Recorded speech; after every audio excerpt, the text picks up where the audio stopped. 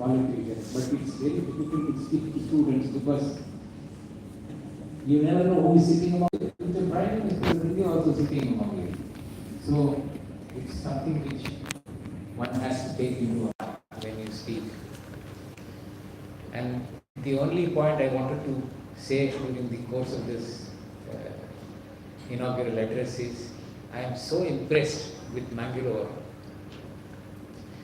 When I traveled around, Avnish Rai took me in the car and showed me around the city. This city, just like I told Shrisha Bhatt that he should create more Shisha Bhatts, I would like to tell this city that it should create more such cities in the world, not just in India. Because this hospital is itself a model which can be followed. And I used to tell the story of Devi Prasad Shetty in Nigeria, and I had even planned to take him to Nigeria at that time to introduce the scheme of Yashaswini.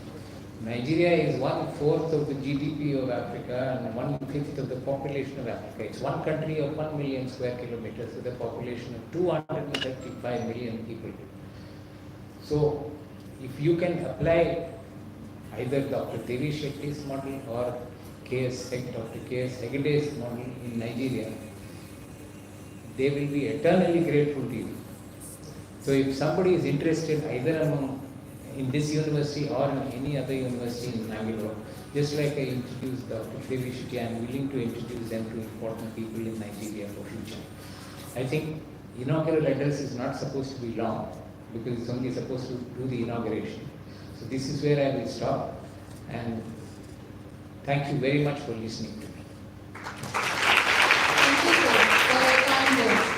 Now, I request Professor Dr. Umid Ansari, Executive Director for International Affairs, Pennsylvania State University at Harrisburg, USA, to speak few words.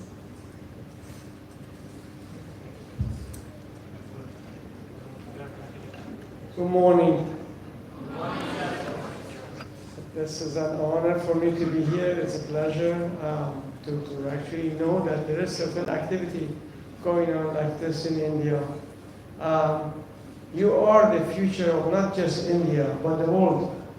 India makes significant part of what is happening in the world. Your corporates are everywhere. I think you may think about, when I looked at the focus of this, it says they're focusing on voice of the youth and taking initiative for future. You're not making that only for India, but this is for the world. I am representing part of the world that will benefit from you significantly. On behalf of all of those people, I appreciate such an initiative. As a previous speaker indicated, this is your time, this is your day to go through the process of perhaps exchange some of those ideas that you have in mind. Therefore, my lecture or my talk should be short. I really wish the very best for you, and I know that if you have that kind of energy at this age, great impact on our society. And again, I don't mean Indian society. I really mean global society. Thank you, thank you, thank you, thank you, and best wishes to all of you. Thank you, sir. Now, I request Professor Dr. M.S. Moditaya, Vice Chancellor, Bhutan University, to grace us with presidential address.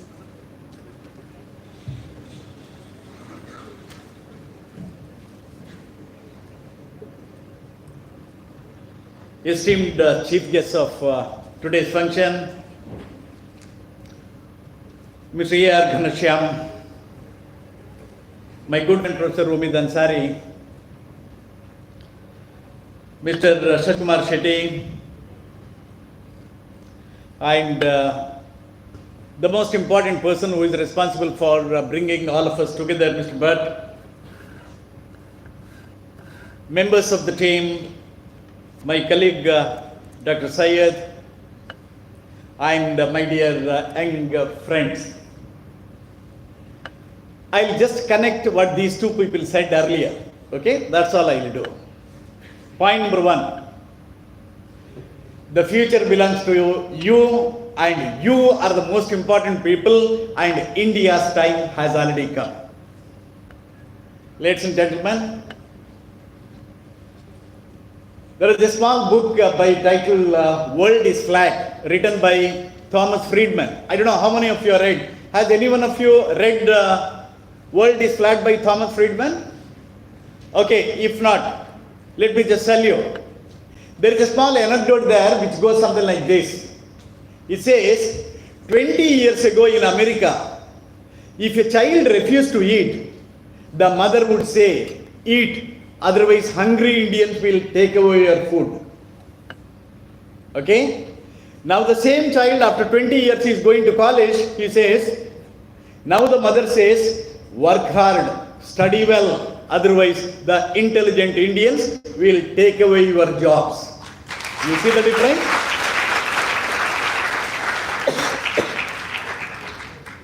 This is what Professor Omid said. Please try to ensure, live up to the expectations of the whole world. The world has become a small village for you, and there are going to be great opportunities, and you should know that in the whole world today, 1 out of every 6 living persons is from India. 1 out of every 5 working hands in the whole world is from India. Listen to the next one. 1 out of every 4 graduating from a university is from an Indian university. And therefore, who would be the suppliers of talent to the world in the days to come? And who are those? You are the people. All right? You are the people. And therefore, have that confidence in you. What is lacking in Indians, especially youngsters, that we don't have confidence. All right? Now I see people coming in. Where you would like to take the? Which is the row which is empty here? The front row. There are so many positions available in India and outside. People are waiting for your talent, but what you will do? You will take the last row. And even if it is very difficult, you will try to squeeze into that row wherein you feel safe. My dear friends, the first resolution that you need to take is that you will come out of your comfort zone and you will occupy the position that you richly deserve. Would you promise me that? Say yes?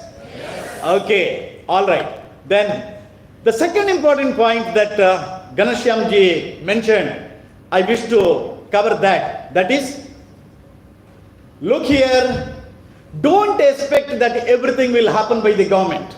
Government can't do everything. Okay? Don't expect that the private sector would do everything. Why? Because private sector has its own objectives, its own swartha. Okay? And therefore, what is the third important sector? That is a voluntary sector. All right? Like what Mr. Bhatt is running, the kind of organization that he is running. Okay? Voluntary organizations have a very important role. I would conclude by saying that I am very happy, Mr. Bhatt, that voluntary organization like yours is doing a wonderful job. You are bringing the youngsters from different parts of the state as of now or the region as of now. But I am sure, as Ghanshyam rightly pointed out, you will bring the youth from all over India together, motivate them, inspire them, and ensure that India's growth story really becomes a reality. And I'm just waiting for that. I'm at the other side, you can see the hair graying. And I would be extremely happy to see that you succeed in this mission. I also volunteered, actually. Originally, I was not supposed to come here. I had some other assignments. I was free sitting there when Shachikumar Shetty said that, students from different parts of the state or region are coming together. I said, I'll also spend a few minutes with them because it's an opportunity for elders like me to be inspired by our young minds and young people. Congratulations, and I wish you all the very best. Thank you, sir, for your words of encouragement. Now, I request Dr. Shisha Bhatt, Managing Director of Akanksha Charitable Trust, to deliver vote of thanks. Good morning, everyone. So it's a privilege to host State Youth Conclave at this university.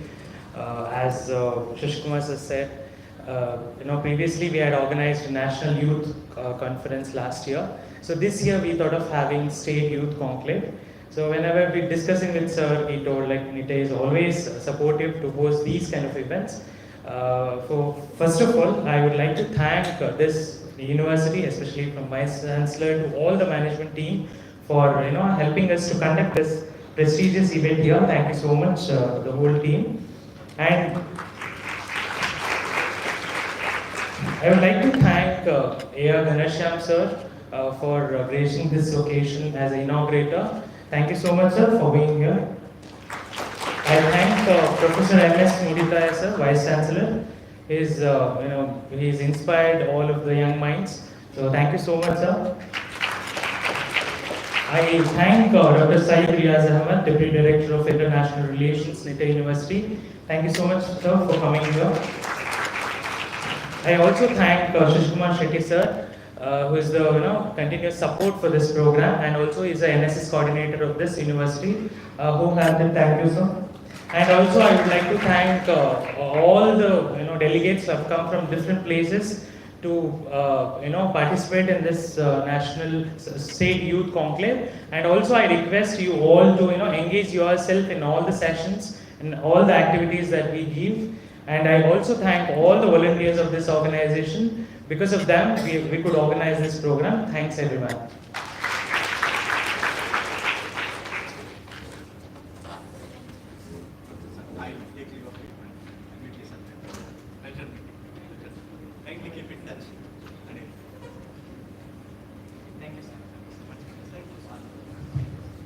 Thank you, sir. Here we are at the end of our inaugural session. Shortly we are going to begin our sessions.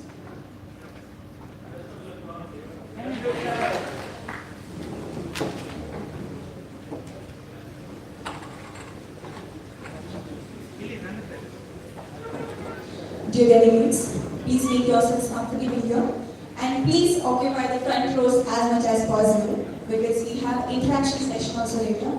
So it would be better on your place and our place also so that we would have great interaction session. So please make sure you are making the best opportunity used here.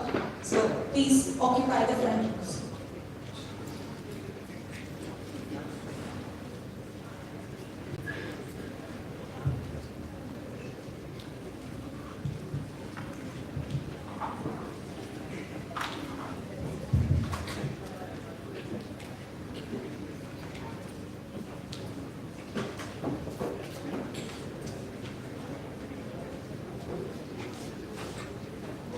Yes, our sweet delegates, we concluded our inaugural program. Now it's time to spend with our guests. Are you ready? Yes. Are you ready? Yes. How is the Josh? Yes. How is the Josh? Yes. How is the Josh? Yes. Our guests, you already know, we introduced yourself that our A.R. Ganashyam sir is waiting. We are going to start this session. State Level Youth Conclave 2023, Youth as Catalyst, Empowering National Progress. Area of focus are empowering youth for national development. It is a platform for young minds to voice their concern and exchange ideas. Are you ready to interact? Or are you ready to listen? Which one? Yes.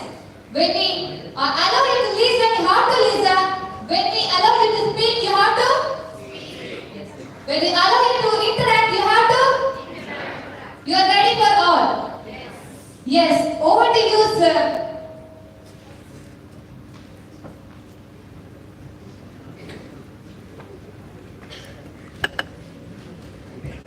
Good morning once again, and I will start after the front row is fully occupied.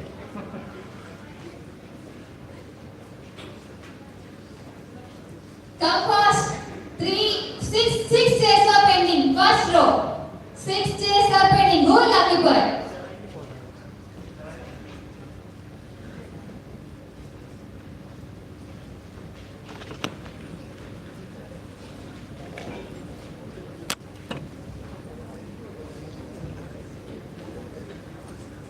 Now it looks nice. Because otherwise, when you look at the front row, there are no people, you think that nobody is important. The important people have not come to the conference. You are the most important people, so you should be there. Dr. Shisha Bhatt and the compeer Dhanya and all the volunteers who are around and friends. Since this session is going to be an interactive one, I am not going to speak much. I keep as much time as I can for interaction. But before I start, I am going to tell you a story, and at the end of the story there is a question. So if you don't listen to the story carefully, you will not know what the answer is. Many, many years ago, centuries ago, there was a kingdom. And in that kingdom, there were 4 friends, younger than you people perhaps. And they decided that they should do something in their lives to be of use and utility to the society. One was the Prime Minister's son, one was the Finance Minister's son, one was the son of the Army Chief, and one was the son of the Vice Chancellor of a university. 4 people. And they decided to go and left the kingdom. And when they reached a circle where there were intersection of 4 streets, they decided that we will come back here after 1 year and exchange notes on what we have done. So the first person, he went and in his way, and he found a carpenter who had done exquisite things in his shop and was selling them. So he decided to help him and stayed on, and he became an expert carpenter. The second fellow met a tailor, and he became a superb tailor at the end of 1 year. And the third one became a jeweler, because he went across to meet a jeweler, and then he learned the art of making jewelry, and he became a jeweler. And the fourth one, he happened to meet a yogi who would give life to inanimate objects. So he learned the art of giving life to inanimate objects. After 1 year, they came back to the same point, and they started returning home. And when they were returning home, there was a thick forest, and they said, we will stay the night here before we start the journey again tomorrow.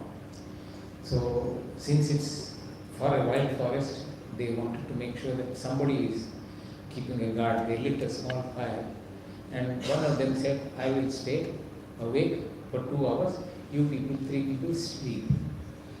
So 2 hours of time he had. He just saw a log of wood which was lying there, and he made a statue of a beautiful girl with that wooden log. And his 2 hours were over, and he woke up the next fellow. The next fellow was a tailor, and the tailor dressed up this girl in a beautiful sari and made her sit. And his turn was over, the third fellow woke up, and he saw what a beautiful girl this woman. So he designed jewelry for her, necklaces, earrings, bangles, everything. He decked her up nice and good. Then his time was over, and the fourth one came. The fourth one came. The fourth one gave life to this girl. And suddenly there was a beautiful girl, and he started speaking to her. When the turn of the last person was over, all the 3 others woke up. Now the question that I ask you is, who should this girl marry? Who says carpenter? Okay.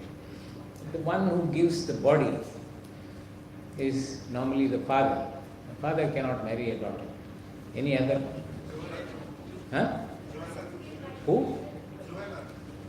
Jeweler. Okay. Anybody else? Anybody else?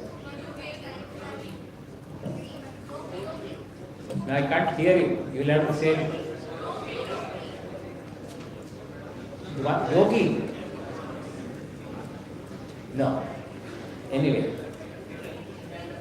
So now I think you can keep discussing it. You can go ask this story to your parents, they will give you the answer. See, the first one who gave the body is the father. He cannot marry his daughter. Who dresses up the child for the first time? Normally it's the mother. The mother cannot marry the child. And the one who gives life is God. God cannot go around marrying. The one who should marry the girl is the jeweler. Because when you get married, in this part of the world there is a Mangal Sutra which is tied. That's actually made of gold, 2 discs of gold, representing the 2 families. In a marriage takes place abroad in a Christian community, they have a thing, a ring, and they exchange the rings. That's how the jewelry comes from. Anyway, this is the story just to make sure that all of you are awake and not gone up to sleep. The second one that I want to tell you is a little anecdote or say story, which real life story. Everybody has heard of C.V. Raman? Okay. Chandrasekhar Venkataraman is a Nobel laureate, as all of you know, physics Nobel laureate. When he retired from service, India had just become independent. So he had also retired. So he said, what will I do? I must do something on my own. He wanted to continue doing research. Even after he retired from his profession, he was a professor in Indian Institute of Science.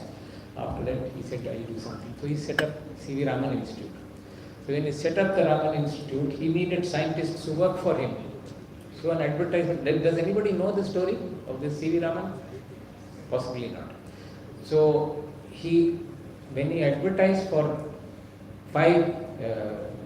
3 scientists for him to work for him, thousands of people applied. So he had some assistants who converted all of these applications into some shortlist they made, and they interviewed some and shortlisted some more. Finally, they selected 5 students for 3 posts, and they left the last stage of the interview for Dr. C.V. Raman himself. These are the best 5 that we have got. You can choose any 3 among them. So C.V. Raman interviewed all the 5. He selected 3, and the other 2 were told that they have not made it, and they can go collect their bhatta from the accountant, because whatever money was due to them for traveling to the interview, staying there in Bangalore. So they got their money and went back. 3 people were asked to come back the next morning to start the work. In the evening, C.V. Raman was going home. From a distance he saw somebody who was standing under a tree with hands tied behind him, was waiting for somebody. As he started coming closer, he realized that it is one of the candidates who had not got his job. And so Raman started thinking, maybe this fellow will ask me, reconsider my candidature. Anyway, he went across. Yenappa, you have any problem? Why are you standing here? So he said, sir, I have a small problem. What problem? So the problem is, they told me that I have not made it to the interview, and my bhatta was given to me, and they have given me 7 rupees more. So I told the accountant, sir, this 7 rupees is more than what I have spent, so I don't want to take it, so you please take it back. So the accountant said, why, I have already closed the door, closed the book, now I can't open it again.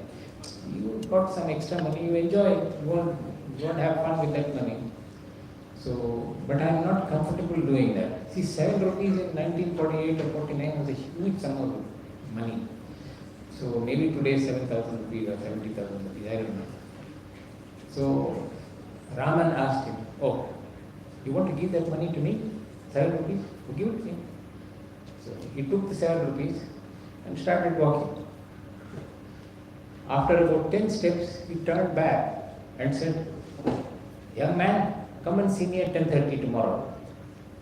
So this young fellow was wondering, why am I being called? There were 3 jobs, they have all been taken. So I'm not going to get another job anyway. But anyway, I'll go and meet Dr. C.V. Raman, the Nobel laureate, have another cup of coffee with him. And he went back at 10:30 in the morning. when he came and met C.V. Raman, Dr. C.V. Raman told him, son, you failed the physics test, but you have passed the honesty test. So I have created a fourth post for you, and you please come and report to duty tomorrow. This young man who reported to duty worked in the Raman Institute and then went on to United States, became a PhD in physics, and he also won a Nobel Prize in physics. His name is Subramanian Chandrasekhar, S. Chandrasekhar. Nobody would have known the story of 7 rupees, but he wrote an article in New York Times, the 7 rupees which changed the course of my life. That is the story that I wanted to tell you. Normally you tend to think that it is not necessary to be honest, it is not necessary to be loyal, it is not necessary to worry about better living standards or whatever. But the fact of the matter is honesty in the final analysis helps. Once there was a class in which when the class reconvened, number 9 gave a slap to number 8. Number 8 looked at him and said, why did you slap me? I have not done anything wrong. The number 9 said, "Main bada, I am elder to you, so I can beat you." So then number 8 slapped number 7. Number 7 slapped number 6. This whole class went on hitting each other. And then came 9. And then finally from 9 they went to 8, 7, 6, 5, 4, 3, 2, 1. After 1 what happens? 1 went 0 and 0 was to be slapped. The 0 was getting ready to be slapped. But 1 didn't slap him. He just sat next to him. When 1 sits next to 0, it becomes 10. So you don't become big because you are number 9, because you are the biggest number. You become big because you made a 0 into 10, so that 1 went and sat next to 0. This is what I say Shrisha.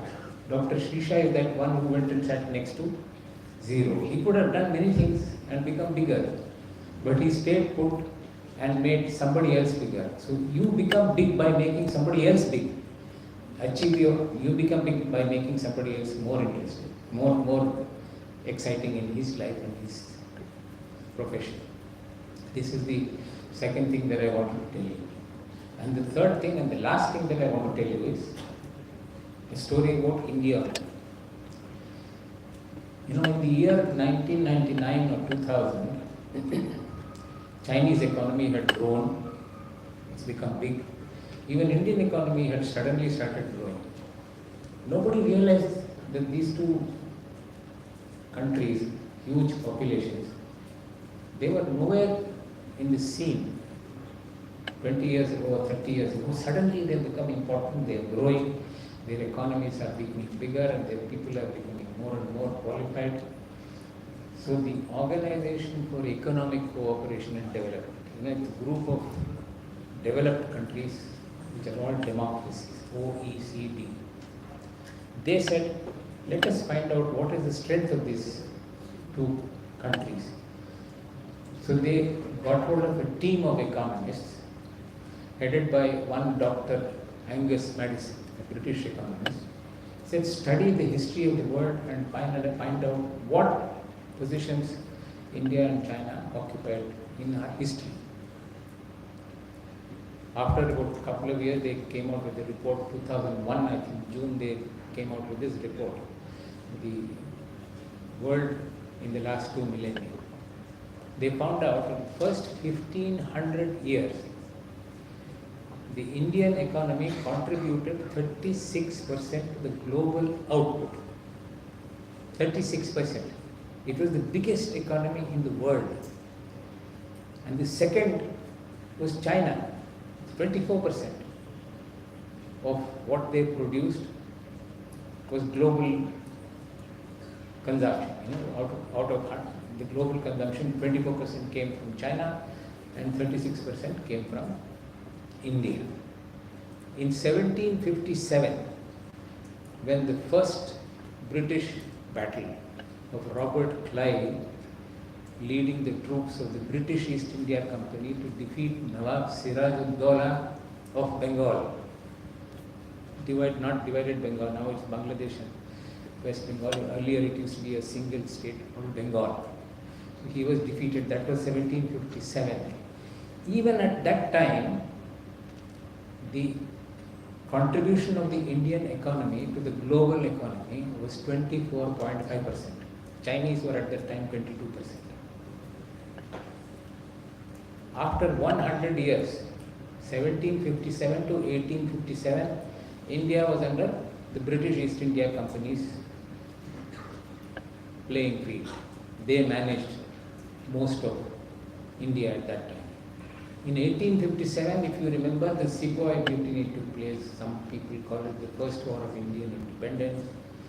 Then India came directly under the Queen of England. Queen Elizabeth became the master of India. So for the next 100 years, at least 90 years, we were under the British Crown. What was the contribution of the Indian economy to the global economy in 1948? Can anybody make a guess? It was 1.8%. So in 200 years, the British East India Company and the British Crown had destroyed the Indian economy from 24.5% to 1.7%. It has taken us time. We have now moved to 2023. At this time, we are number 5 in the world. We have recovered, but still a long way to go. The Chinese have done much better than us. In 1989, Indian economy and Chinese economy were same size. Both of us were about $189 billion of GDP. We are exactly the same. But somewhere along the line, the Chinese picked up speed and started running. And they have run so fast. Today, they are 6 times larger than the Indian economy. They are $19 trillion and we are still $3.5 trillion. So this is where the differences come. Now, the last capsule that I want to tell you is relating to something which the Vice Chancellor said. Today, the population of the world is 8 billion, 8,000 million. 1 million is 6 zeros, it is something like 10 lakhs. 2030, you will all be around. I don't know whether I will be around, maybe I will be around.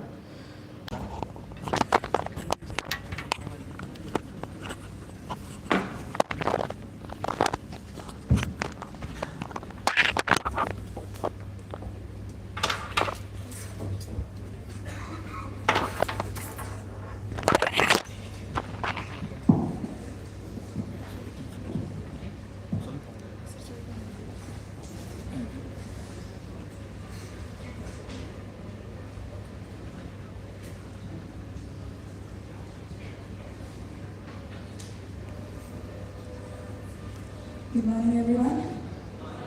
Good morning, everyone. So, welcome you all to the interaction session. So, we have with us Mr. Ajjampur Rangayya Ganesham sir. Namma Karnatakadoru, Namma Hemmeya, former Indian Foreign Service Officer, High Commissioner Agidauru, Ambassador Agidauru. Sir, we are very grateful that you are here with us today in this gathering. Thank you so much for being a part of our program. I once again welcome you heartily to this occasion, sir. Thank you. So, dear audience, I want to begin asking from you. This session, since sir is from IFS, he is more towards governance, diplomacy, geopolitics. So what are the areas other than this that you want to include in this session? I want you people to answer. Do you want any other fields to add to this session? Because we'll stick on to that topics so that we could have good questions from those areas. So it would be easy for us to have the interaction session. So any areas other than this that you want to include? Or shall we conclude with, shall we include all these things and begin the session? Is this fine? Yes? Okay, thank you. Sir, my first question I want to begin. We have known that you have done your masters in physics. So how is that you have come from the physics background and then suddenly entered Indian Foreign Service? So can you please connect these dots, sir? I have answered this question for a very long time. And the first time I was asked this question was when I sat on the UPSC interview board. The chairperson of the interview board was one Mrs. Dhan, who was a lady. She asked this question, why do you want to join the politics? You've done your MSc in physics, you've done your MBA, you've got a good job. Why do you want to join? See, I decided to join the Foreign Service for a story. And in my family, there were a lot of people who were from the engineering background, from medical professions, even in the IAS. Nobody had gone into the Foreign Service. And I was always curious to see what these foreign service fellows do. IAS people, I had seen my own father, I had seen his colleagues, younger ones, older ones. I had an idea what IAS people do. But I had no idea of what happens in the Foreign Service. It was a curiosity which killed the cat. So that's how I decided to join the Foreign Service. And first time when I appeared for civil service, I was admitted to IAS. I didn't get admitted to IAS. So I thanked the government that I don't want to join the IAS. But you cannot reappear once you get IAS. You cannot reappear while working in the IAS to get another service. That is not permitted. You can do that if you are working for Indian Railway Traffic Service or Indian Police Service. Then you can reappear while continuing to operate as an IPS officer or a railway officer. But once you join the IAS and you want to join IFS, you can't keep working as an IAS officer and appear for the exam. That is not permitted. So I continued to work in my job and reappeared the next day and asked for IFS and blank. I didn't want any other service. So when I went to the interview, the chairman of the board looked at my application form and sarcastically asked, so you think you are good only for being a diplomat? That was the first question. So then I said, sir, that is my aptitude. And it is your decision to decide whether I am suitable for it or not. If you are not suitable for it, spare, I will go back to my old job. But I don't want to get into any of the other services. And I got into the IAS last year, I didn't accept it. So then he said, okay. That is how I got the Foreign Service. Yes, sir, thank you.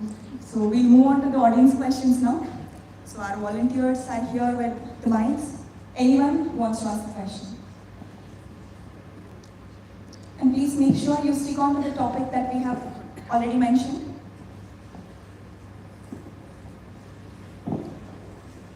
Hello sir, ನಾನು ಅತುಲ್ ಅಂತ. ನೀವು ಆಫ್ರಿಕಾದ population 16% 30% ಹೋಗುತ್ತೆ ಅಂತ ಹೇಳಿದ್ರು. ಅಂದರೆ business opportunities ಜಾಸ್ತಿ ಇರುತ್ತೆ ಅಂತ. ಸೊ ನಾವು ಇಂಡಿಯನ್ಸ್ ಆಗಿ ಸ್ಟ್ರೀಟ್ ಸ್ಮಾರ್ಟ್ ಅಲ್ಲಿ ನಾವು ಹೇಗೆ ಸೆಟಪ್ ಮಾಡಬೇಕು, ಹೇಗೆ ಕಾಂಟ್ಯಾಕ್ಟ್ಸ್ ಬೆಳೆಸಬೇಕು, ನಮ್ಮ ಟಾರ್ಗೆಟ್ ಇದು ಕಸ್ಟಮರ್ಸ್ನ ಹೇಗೆ ರೀಚ್ ಆಗಬೇಕು, ಇದರ ಬಗ್ಗೆ ಏನಾದರೂ ಐಡಿಯಾಸ್ ಹೇಳ್ಬೋದು? That's a good question because I am writing a book. I have been commissioned to write a book on Africa. And the title of the book is Africa, the Continent of the Future. Because that is where growth is going to come from. That is where people need to be educated. That is where healthcare is to be improved. All that opportunities are coming from Africa only. Now, even in Africa, there are 54 countries. Where should you go?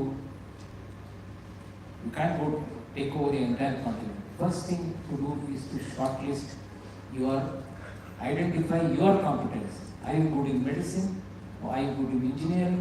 Are you good in IT? Are you good in something else? Are you good in art? Are you good in culture? First of all, you decide your strength, your passion. Then identify countries which you can work on. You can't work in all the 54. So you identify which countries, how do you develop a relationship First one is language. See, Africa was a colony. The entire continent was a colony. There was, excluding Ethiopia and Liberia and maybe to a certain extent South Africa, every other country was actually a colony of some country. In 1970, if you sat down and calculated, there were about 23 French colonies in Africa. They all speak French. They've forgotten their own language. They all speak, there are about 19 of them speak English. Immediately, you should notice that these English-speaking countries are where you will have no communication problem. So that is the second shortlist you make. First, you decide your topic or your field in which you have passion, and then identify countries where the language is important. The next thing you go is to find out what is the law and order situation in that country. What are the profits that you can make in which sector? When you start working on it, then you gradually zero in on the country and the field everywhere. I must tell you a little story. There was a lady called Ngozi Iweala. Does anybody remember the name? Recall the name? No one? She is now the managing director of the World Trade Organization. When I was in Nigeria, she was the finance minister of Nigeria. So I went across to her and asked her, Excellency, when I am meeting businessmen here, everyone tells me that India is the largest employer of industrial labor with the exception of government of Nigeria. We are the second biggest employment generators in Nigeria, what places. I want to know whether the statistics is right or wrong and what is the source of the statistics. And the finance minister looks at me and says, Ambassador, even I don't think I have the answer to your question, but I can tell you where you can find the answer. You go and meet MAN in Lahore. What is MAN? Manufacturers Association of Nigeria. So I went across to MAN and they received me and they had a big meeting of some 200 people. Then I asked them the same question. This is what the finance minister is asking me that I should ask you. So you tell me, is it true? Are we the second largest employment generators in Nigeria after the government of Nigeria? Then the president said, Excellency, when we have an general body meeting, you will find that 80 to 90% are all Indians. But these 90% Indians, all of them may not be owners, but they will be employees also. The fact is, there are so many Indians in Nigeria who have not gone from India to Nigeria. They went from India to UK, became British citizens, and then went to Nigeria to invest. Then there are some old families who have been living there before India's independence, Indian businessmen who have gone and settled down there, and they hold, some of them hold Nigerian passports, some of them hold American passports, some of them hold Singaporean passports, Sindhis for instance, a lot of Sindhis who hold Singapore passports. They are all sitting there. So when you look at the names and faces, you tend to think that 80 or 90% of the industrial strength of Nigeria comes from them. But many of them are Indians by name, not by passports. So the credit is coming to us that we are the largest employers. The reason why I told you this story is there is a lot of Indian diaspora in many parts of the African continent, but you must be careful whether to join hands with them and start your empire or do it with somebody else. Maximum number of disputes that I got when I was High Commissioner in Nigeria were between Indians only. They keep fighting among themselves, not just in India, even when they go abroad, they are also fighting among themselves. So you have to be very careful in choosing your subject. Choose your passion, your field, choose your group of countries, then zero in on the country, then start working with local contacts there and start working. And there is an embassy here of that country. Sometimes they are very helpful, sometimes they may be useless, but we have to still try. Then there are so many organizations now, the internet is full of people who cheat as well as who help. So you will have to choose carefully so that you get the right people. That is how you start your business. Like this business, I have one story which I was telling of Karnataka to Nigerians is Dr. Devi Prasad Shetty. When he came here and wanted to start a hospital, he had some money which he had saved from UK, and that was not enough to build a big hospital. So he went and asked the government of Karnataka, I want some money to build a hospital. He said, well, we don't give money to build hospitals. We build our own hospitals, government hospitals. We don't give it to private for good old days. So he didn't know what to do. Then he went to, he's from Mangalore, many of you would know. He went to nearby villages and asked, how do you manage your illness?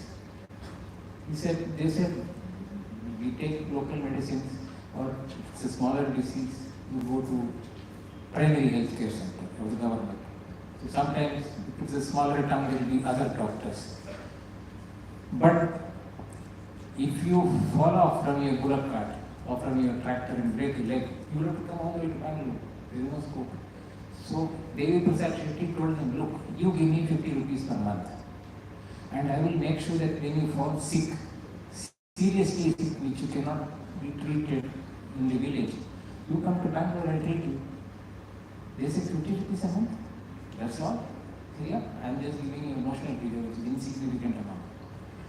Then this insurance amount of 50 rupees or 100 rupees a month, Dr. Devi Prasad Shetty and an IAS officer called Dr. C.S. Keda, they sat together and designed this Yashaswini scheme.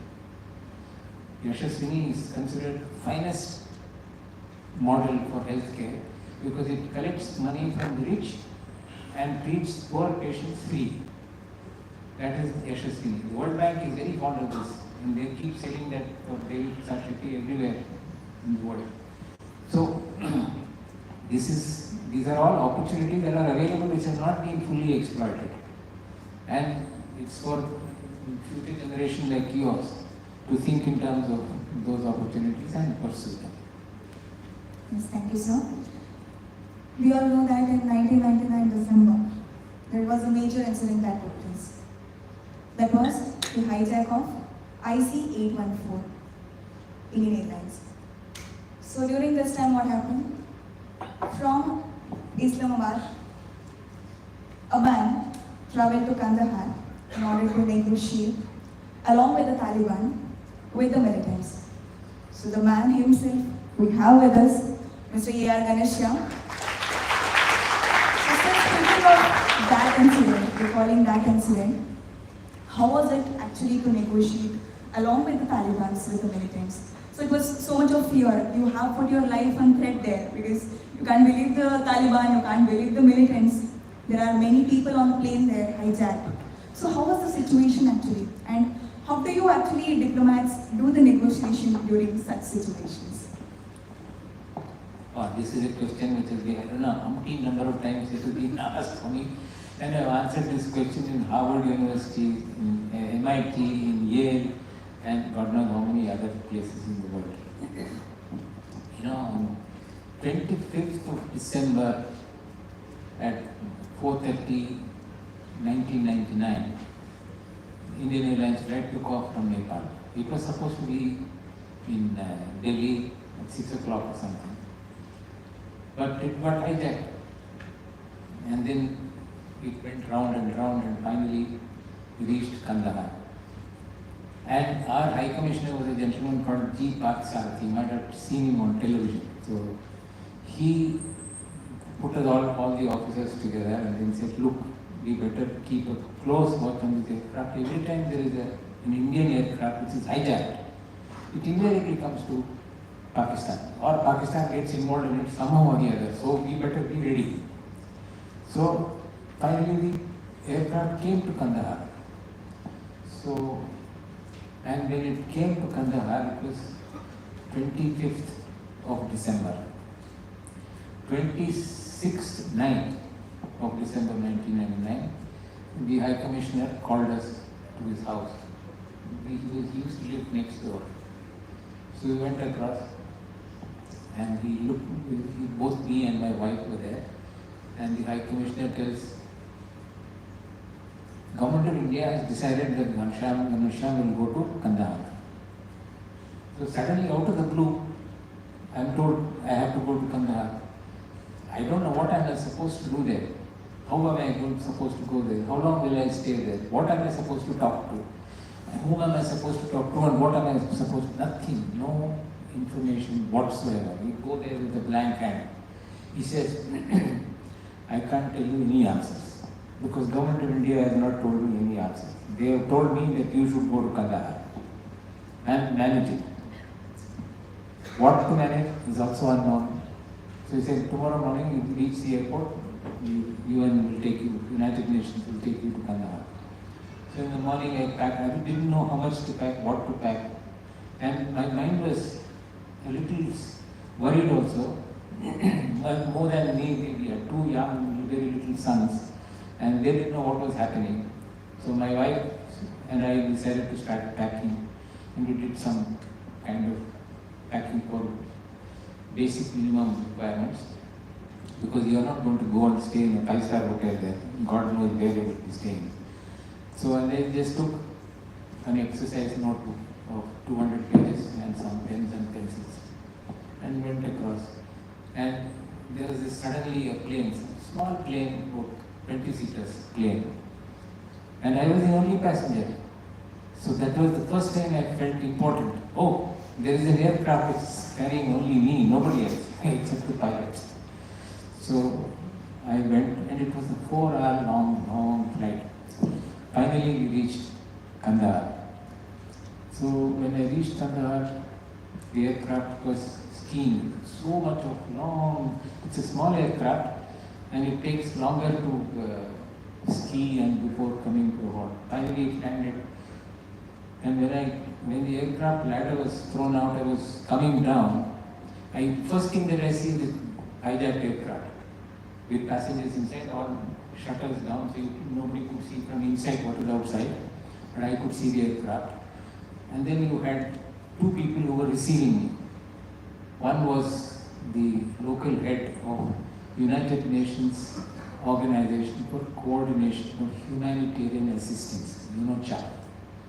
And the other one was the Foreign Minister of Taliban, Wakil Mutawakil. And everybody is wanting to know, what did they tell you? What did you tell them first time? I said, I didn't want to tell them anything because I was sitting in that aircraft. I drink full glasses of water in the morning. And then for 4 hours I was sitting in the aircraft which has no toilet. So the only thing that I wanted to do is to go look around the washroom there where I was not bothered about hijacked aircraft. Foreign Minister of Taliban. I was looking around where the restrooms are, and first thing I did was that. That is, in the foreign service you get training for many things. How to write a speech, how to deliver a speech, how to draft a document in the United Nations, blah blah blah. All that is taught.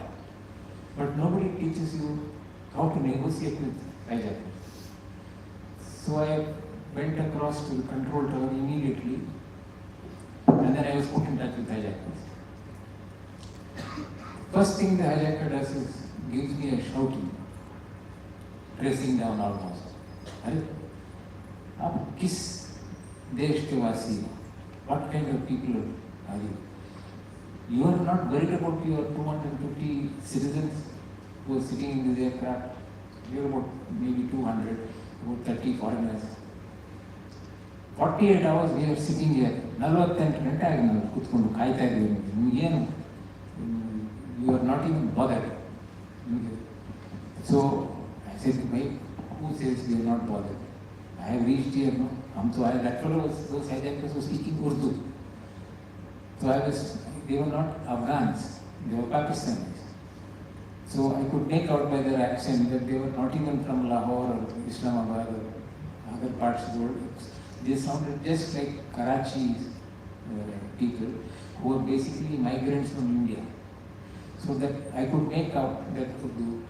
So I had to speak to them and tell them कि देखो हम खुद आए हैं आपसे बात कर रहे हैं इसका क्या मतलब हुआ हम सरकार की तरफ से तो आए हैं why do you say that we are not interested in coming anyway finally that went on then I came down then they said if we don't hear any confirmed news of the arrival of the Indian negotiators I will start killing one passenger every 15 minutes and you will find the body on the tarmac. Now, for a moment, I thought this is going out of hand. Then I had to assuage the fellow, tell him that सरकार में बहुत कुछ काम करना होता है. Decision has to be taken by the Prime Minister to send a delegation. He can't just let that decide. He has to consult his cabinet.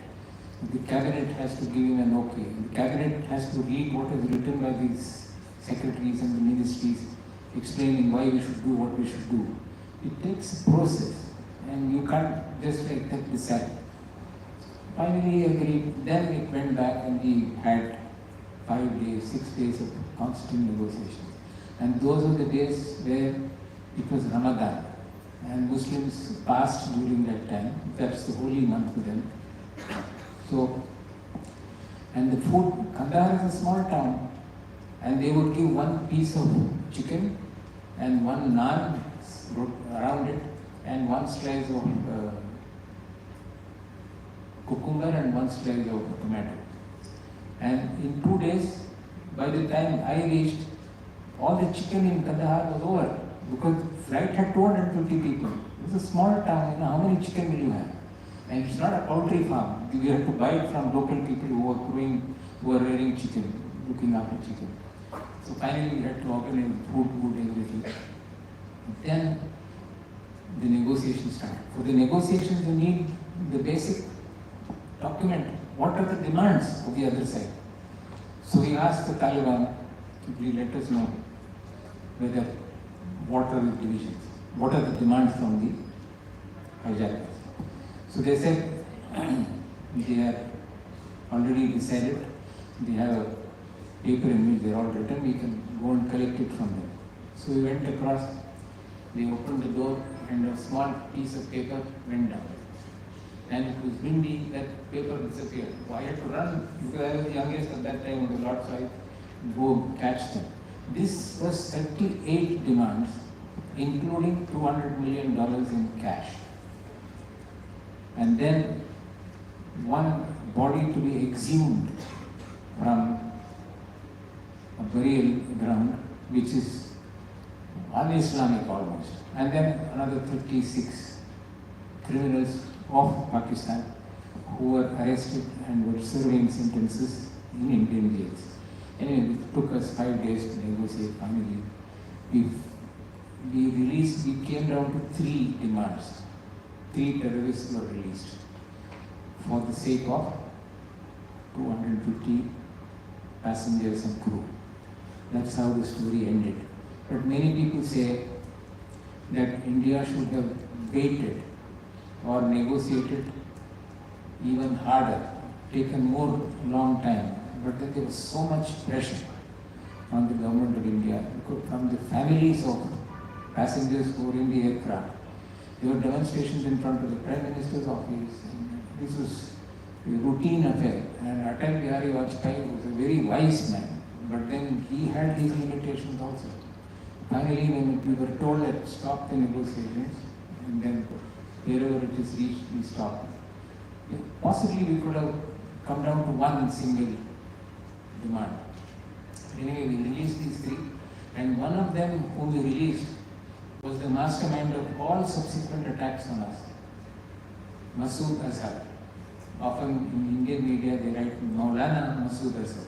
Maulana is a very respectable term. It is someone who has understood the Quran, who can communicate in the various ayahs of Quran. This is not that kind of an expert. He's a criminal in more sense than anything else. But that is the price you have to pay. For the price of 250 passengers. Israel in 2011 returned 1,200 prisoners of Palestinians for one soldier, just one soldier. Now it's a different story. That's another long story to tell. I think I've given you in a nutshell what happened in the hijacking story. Yes, sir, thank you. We are so much short of time, so that's why we are not able to take more questions from the audience. But sir will be here with us. So after the session, we have one more session obviously, and after that, we'll be free enough to discuss with sir, and you can ask your doubts with sir as well. So before concluding the session, sir, I want to ask you one more thing. how do you expect youth? You say youth are the change makers. So how youth can be a part of change making process? Can you repeat? How youth can be a part of the change making process? What path would be better on our side? You know, in India, the biggest advantage we have is more than half the population of India is 40, I think 42% of the population of India is less than 25 years old. And our median age is 28.5 or 28 years old. Chinese are late 30s, Japan is late 50s. So we are one of the youngest countries in the world. The only other countries which have an average age much lower than ours, like for instance Nigeria, the median age is 19 years. And we are 28 years or 19 years. So that is how population growth will take place. Now, because of this fact that 42% of the country is less than 25 years old, it is important for us to make sure that youth plays its original. First, most important thing is elections. You are all voters. You should decide a government, you should elect a government which does your bidding. What does an ordinary Indian want? He wants a place to live, most important, a school for his children where education is looked after, a hospital nearby where his old parents can go get treated, and the most important last one, a job for the breadwinner of the family, so that he can look after the education of his children, medical treatment of his parents, and the requirements of running the family and the house. This is what we want. And how do you achieve this? Jobs. Now, everybody here says, the government is not creating jobs. Government is not creating jobs. Now, believe you me, it's not the job of the government to create jobs. Government will recruit civil servants. Maybe every year they will recruit 1,000 civil servants, 1,000 doctors, and 1,000 soldiers. But the soldiers are now become Agniveer. You don't know, it's no longer recruitment which used to be in the past. The reason why I am telling you this is, you have to create your own job. Government is not going to create a job. The job of the government is to create an enabling environment so that the jobs are created. Make sure that there are connecting roads. Make sure that there is electricity.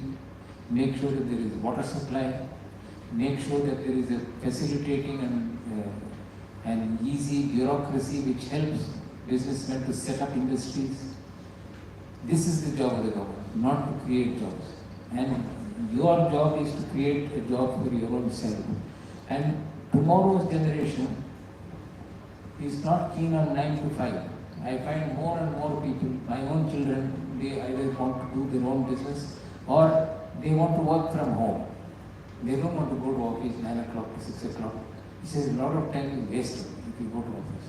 This is a different generation. What I suggest, the way I look at today's youth is, they are aware, they are better informed than us, thanks to the internet. The only thing that worries me is the fake news of the digital world. So you have to make sure that you don't get caught up in fake news and go the wrong way. Make sure that you see whatever you hear and whatever you view, you must decide what is in your best interest, what is in your country's interest, and don't waste your time, because WhatsApp can finish you off. A good student can become a bad student because of WhatsApp. A sound mind can become a useless mind because of WhatsApp, if you are not careful. Just imagine if you are spending 6 hours a day looking at WhatsApp. That is 6 hours a day gone. And 8-9 hours is gone anyway for sleeping, another 2-3 hours is gone for eating. Then how much time is there? 10 hours of time left, 6 hours you are on WhatsApp. And you cannot retain so much of whatever you read. So you decide your passion and find out what routes you have to take. And I personally feel more and more young people that I have come across are keen to do work on their own, create their own businesses, create their own opportunities. And there are so many opportunities. I could not even imagine 1% of what jobs are now available. And I sit on the board of civil service interviews for the last 4-5 years, and I see a large number of aspirants for civil services.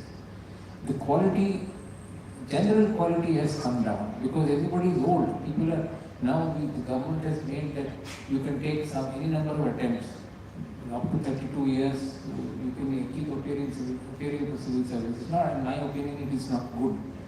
You must recruit people below 24, 25, and then they have 35 years of service with the government. But if you recruit somebody at 32, before he reaches halfway through the growth chart of the government, he'll retire.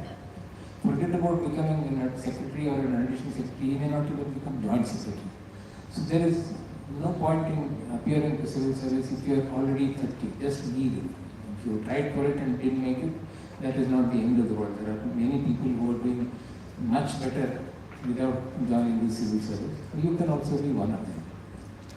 So I feel that there are more opportunities in India by virtue of the innovative minds of our young generation. So I hope you will be able to make a difference, and you start with selecting the right leadership for yourself. Make sure you understand your member of Legislative Assembly, MLA. Everybody should know who is their MLA and what does he do for the constituency. Who is your MP? What does he do? If he is not communicating with you, make sure that he doesn't come back again. That is in your hands. So, and if you do that, then the country will be safe. That's what makes life easier. And God willing, we will be much better off than we are. We will become the third largest economy in my lifetime. We may even become the second largest economy in the very near future, in your lifetime, for sure. There are calculations already being done in some parts that India will be #1 economy. It will overtake China as well as the United States within the current century. That is one view. I don't know whether it will happen, but there are people who believe it will happen. So good luck and Godspeed for whatever you want to do. And I hope that I have been of some utility for you to think more carefully. Thank you. Thank you, sir. Thank you so much for being a part of our today's session and interacting with us. This time in the State Youth Conclave, you have been our part, and last time during National Youth Conference, Ruchi Madam had been a part of our session. The Spark couple had been very supportive to our trust, Akanksha Charitable Trust. Thank you so much, sir. We hope we'll find more occasions to be interactive with you. Thank you so much for giving us your valuable time, sir.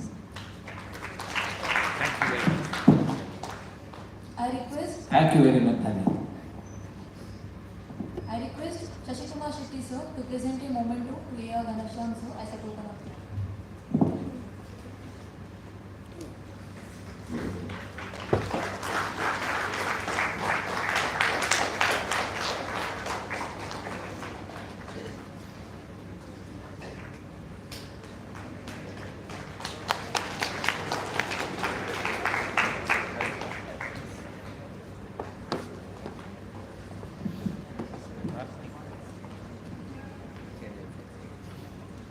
thanks. Thank you.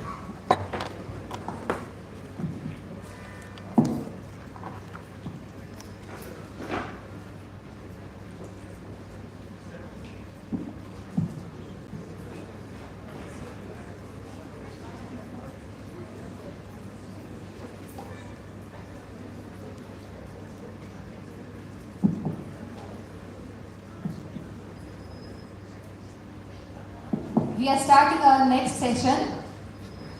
Introduction to our next session guest, Dr. Kishan Rao. Dr. Kishan Rao, who completed MBBS from Bangalore Medical College and Research Institute, Bengaluru, MS General Surgery from Agartala Government Medical College, cardiovascular and thoracic surgery from New Delhi with second rank. He is currently working as assistant professor at AJ Institute of Medical Sciences, Mangalore. He is trained in laparoscopy, robotic surgery and endoscopy. He has achieved basic life support and advanced cardiac life support provider certification from NHCPS USA. He is the recipient of Honorary B.S. Roy Award for the service in medical and social field. He is the founder and chief of the White Army, free online medical education platform for more than 1.6 lakh members all over the country and abroad. He is the chief editor and publisher of Language of Healthcare phrase books in Kannada, Tulu, Bengali, Kokboro, Malayalam, Tamil, Telugu, Hindi, Marathi, Gujarati, Assamese and Odia languages. He is the founder of the Empower Society to empower humanity and initiative for social service. He also a Carnatic classical vocalist and can play 8 musical instruments proficiently. His areas of interest are teaching, social service, research, health awareness sessions, medical camps, motivational and career guidance, talks, blood donation, music, etc. We are very honored to have you over here, sir. And over to you, sir. Same here. Am I audible?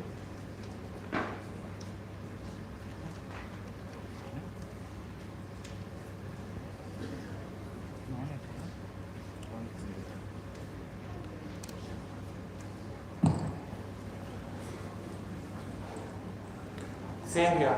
Okay, I also feel very proud and happy here.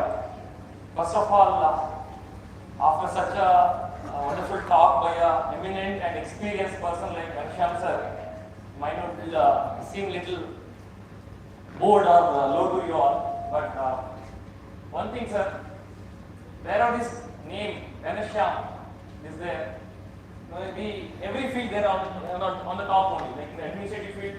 We have our own Ganesham sir here. In my own surgery field also, one of the topmost surgeons of our country is Dr. Ganesham Vaidya. So I think my name has got something in that. Thank you so much, sir, for that wonderful talk that has set a very good platform for mine. So first of all, very good morning to you all, and welcome you all for this talk on the topic usually was giving back to society. How can youth contribute for the welfare of the society? So first of all, thank you for coming. I love to see these young and dynamic minds here who are very keen and eager to make a long-lasting impact in the society, also to make a very distinguished difference in your community. Correct? That's why you're all here, out of your routine works or routine studies.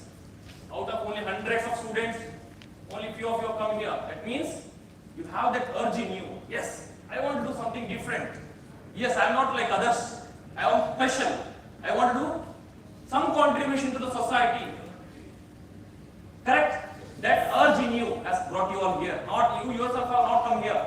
Or just for the force of others. Some friends called you, that's why you're coming here. No. That's not the case. You're here with that urge to do that difference. So, can I have that slide change?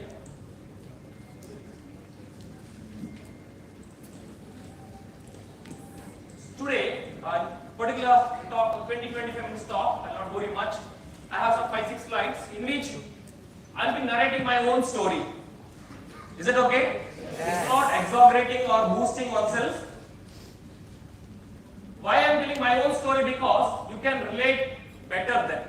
Yes, a student or a young fellow from a similar background like us, if he has achieved or if he could reach there, means we all can do much better than him.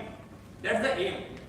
I am from a very remote village background with no one in the, like no doctors in the family. Why I say that? Because I don't mean derogate me myself that I am from a very village. I am proud of that fact. But why I am mentioning it before and because village by I mean I have got very less opportunities in my childhood or my student life. My exposure was very minimal. I didn't get much opportunities or exposure in my student life. Even then, I have come here means you all are much better position than mine. So you can achieve much bigger than mine. That's the statement I wanted to make it clear in the beginning itself. So let me narrate some of my own experiences so that you can also relate better and you can emulate similar ones. So first of all, I would like to thank Team Akanksha headed by Dr. Shresh Bhatt and his wonderful team for this excellent opportunity. First of all, yes, I would like to ask some of my younger friends here, what do you mean, what do you understand by giving back to society?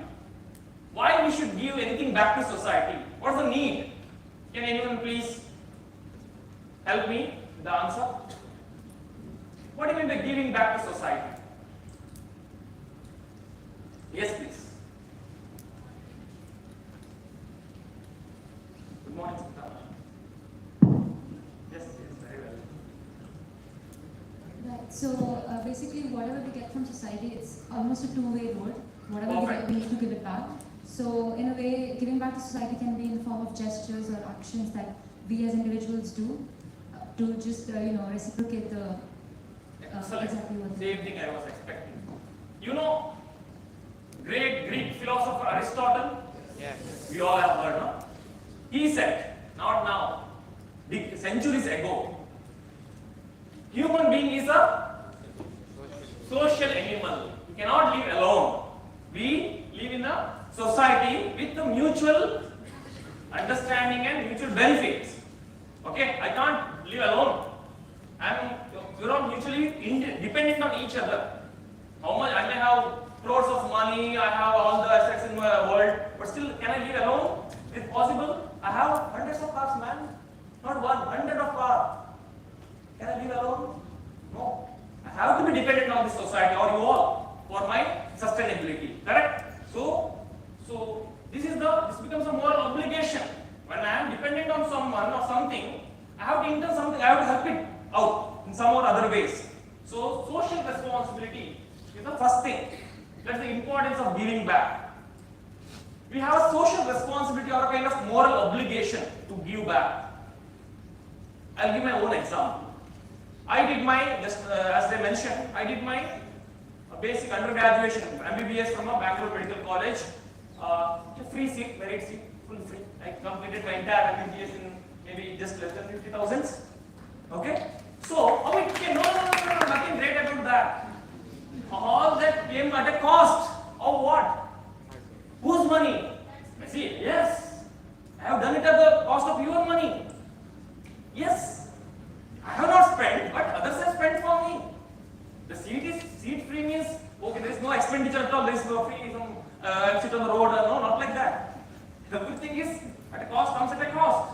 But whose cost? What cost? At the society's cost. Okay, so and I go to hospitals and my teacher teaches. How they teach? On some patients. I learn from my patients, not from my books. So, who are they? Patients.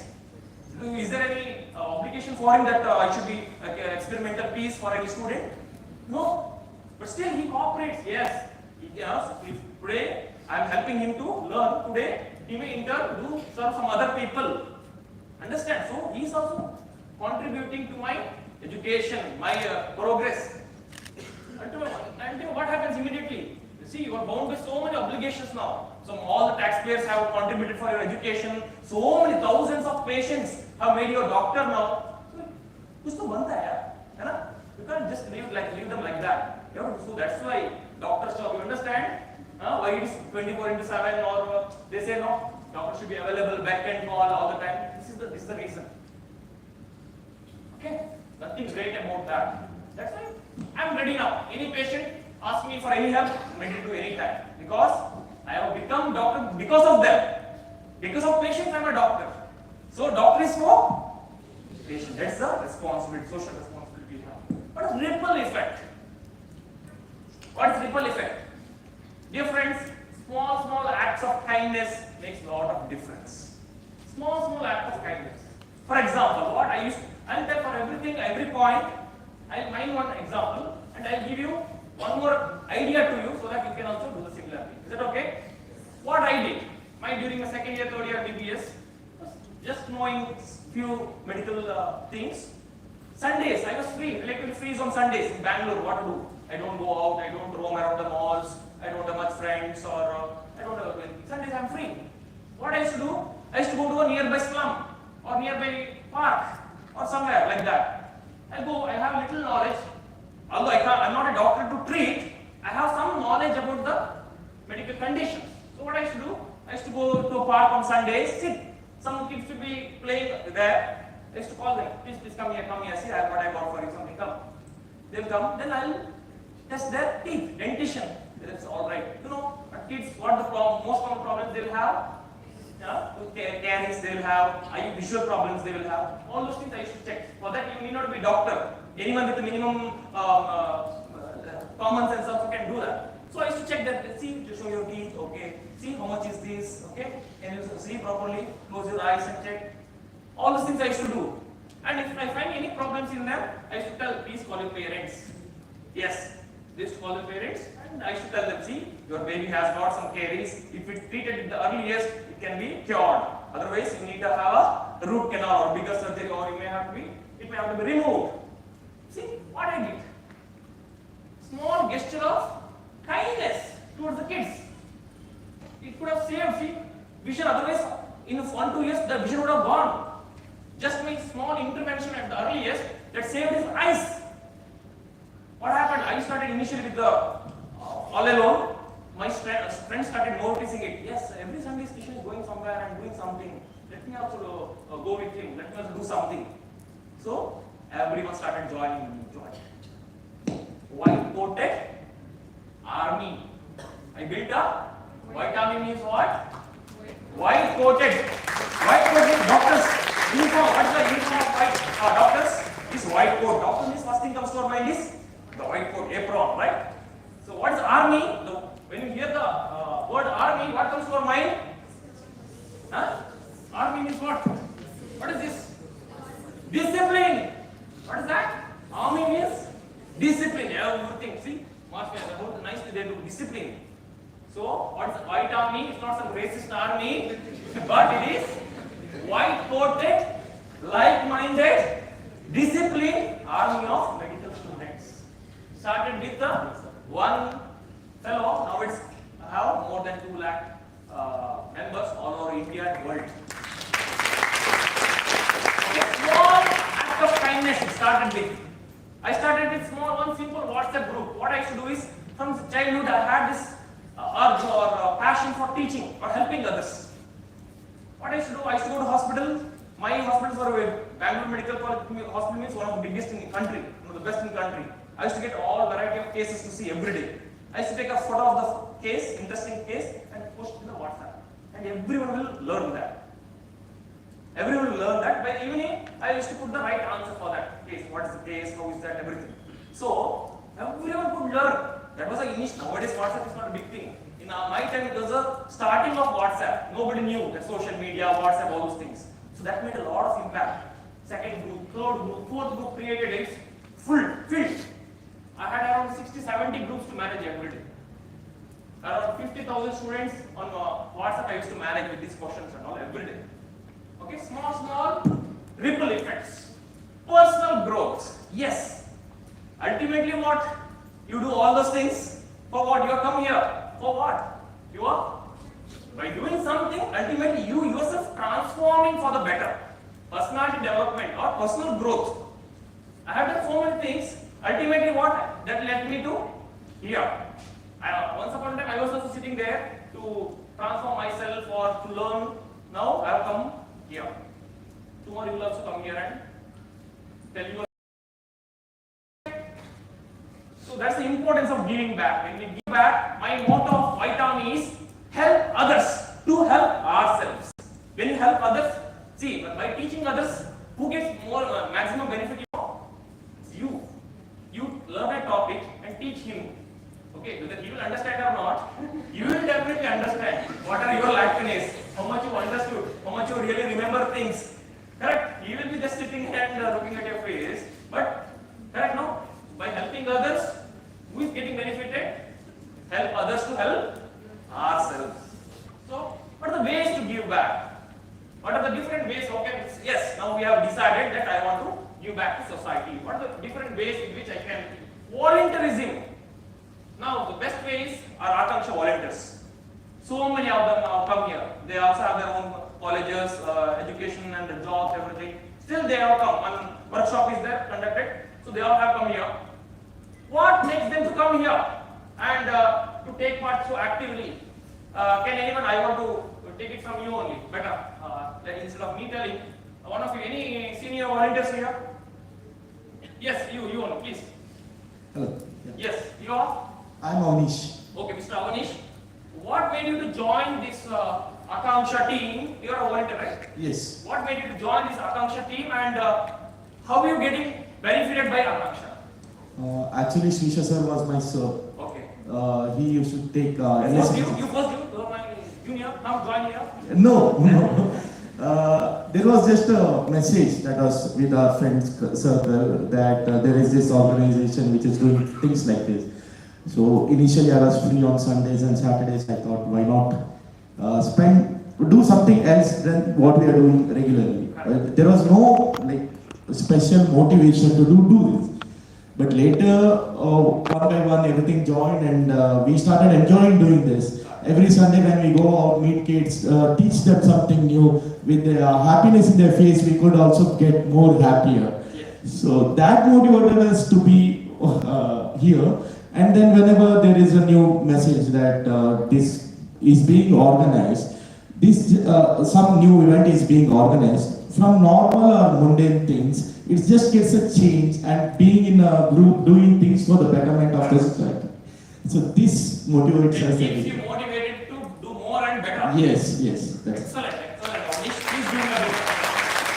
So volunteerism. You have to volunteer yourself in the beginning. In the beginning, you will try to join with others. I'll give a small example for volunteerism. In my White Army, what happens?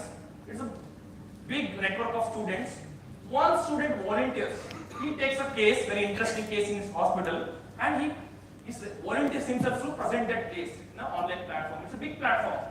Students are usually nervous, but somehow one student volunteers to take up the responsibility, and he presents the case to one of the best mentors in the country or the world. I bring the best of the best teachers for that topic, and the student presents that case to him, and thousands of students watch it. So it's a wonderful opportunity. Simultaneously, you are learning from the mentor as well as you are teaching to your students. By your understanding, you will prepare well for your presentation, correct? If you are doing a seminar, means you will present really well about that topic, and you are presenting the seminar. You will learn from your teacher or from the books, and now you are also student, but simultaneously you are teaching to your friends in a better way. Ultimately, understood? Just what it takes, little bit of courage to come forward to volunteer yourself. Please volunteer whenever and wherever possible. You are not, it's in your field, interest or don't know. See, initially he was also not knowing what it's all about. He started coming here, he started working together and he enjoyed it. Okay, so my first suggestion would be voluntarily go. I started one initiative. I was in Bangalore Medical College, third year MBBS student. I was very much keen to donate blood. I knew the importance of donating blood. It saves a lot of people. More than that, it helps increase my own immunity. By donating blood, I told you, it's not the other people you are saving, but you are saving yourself.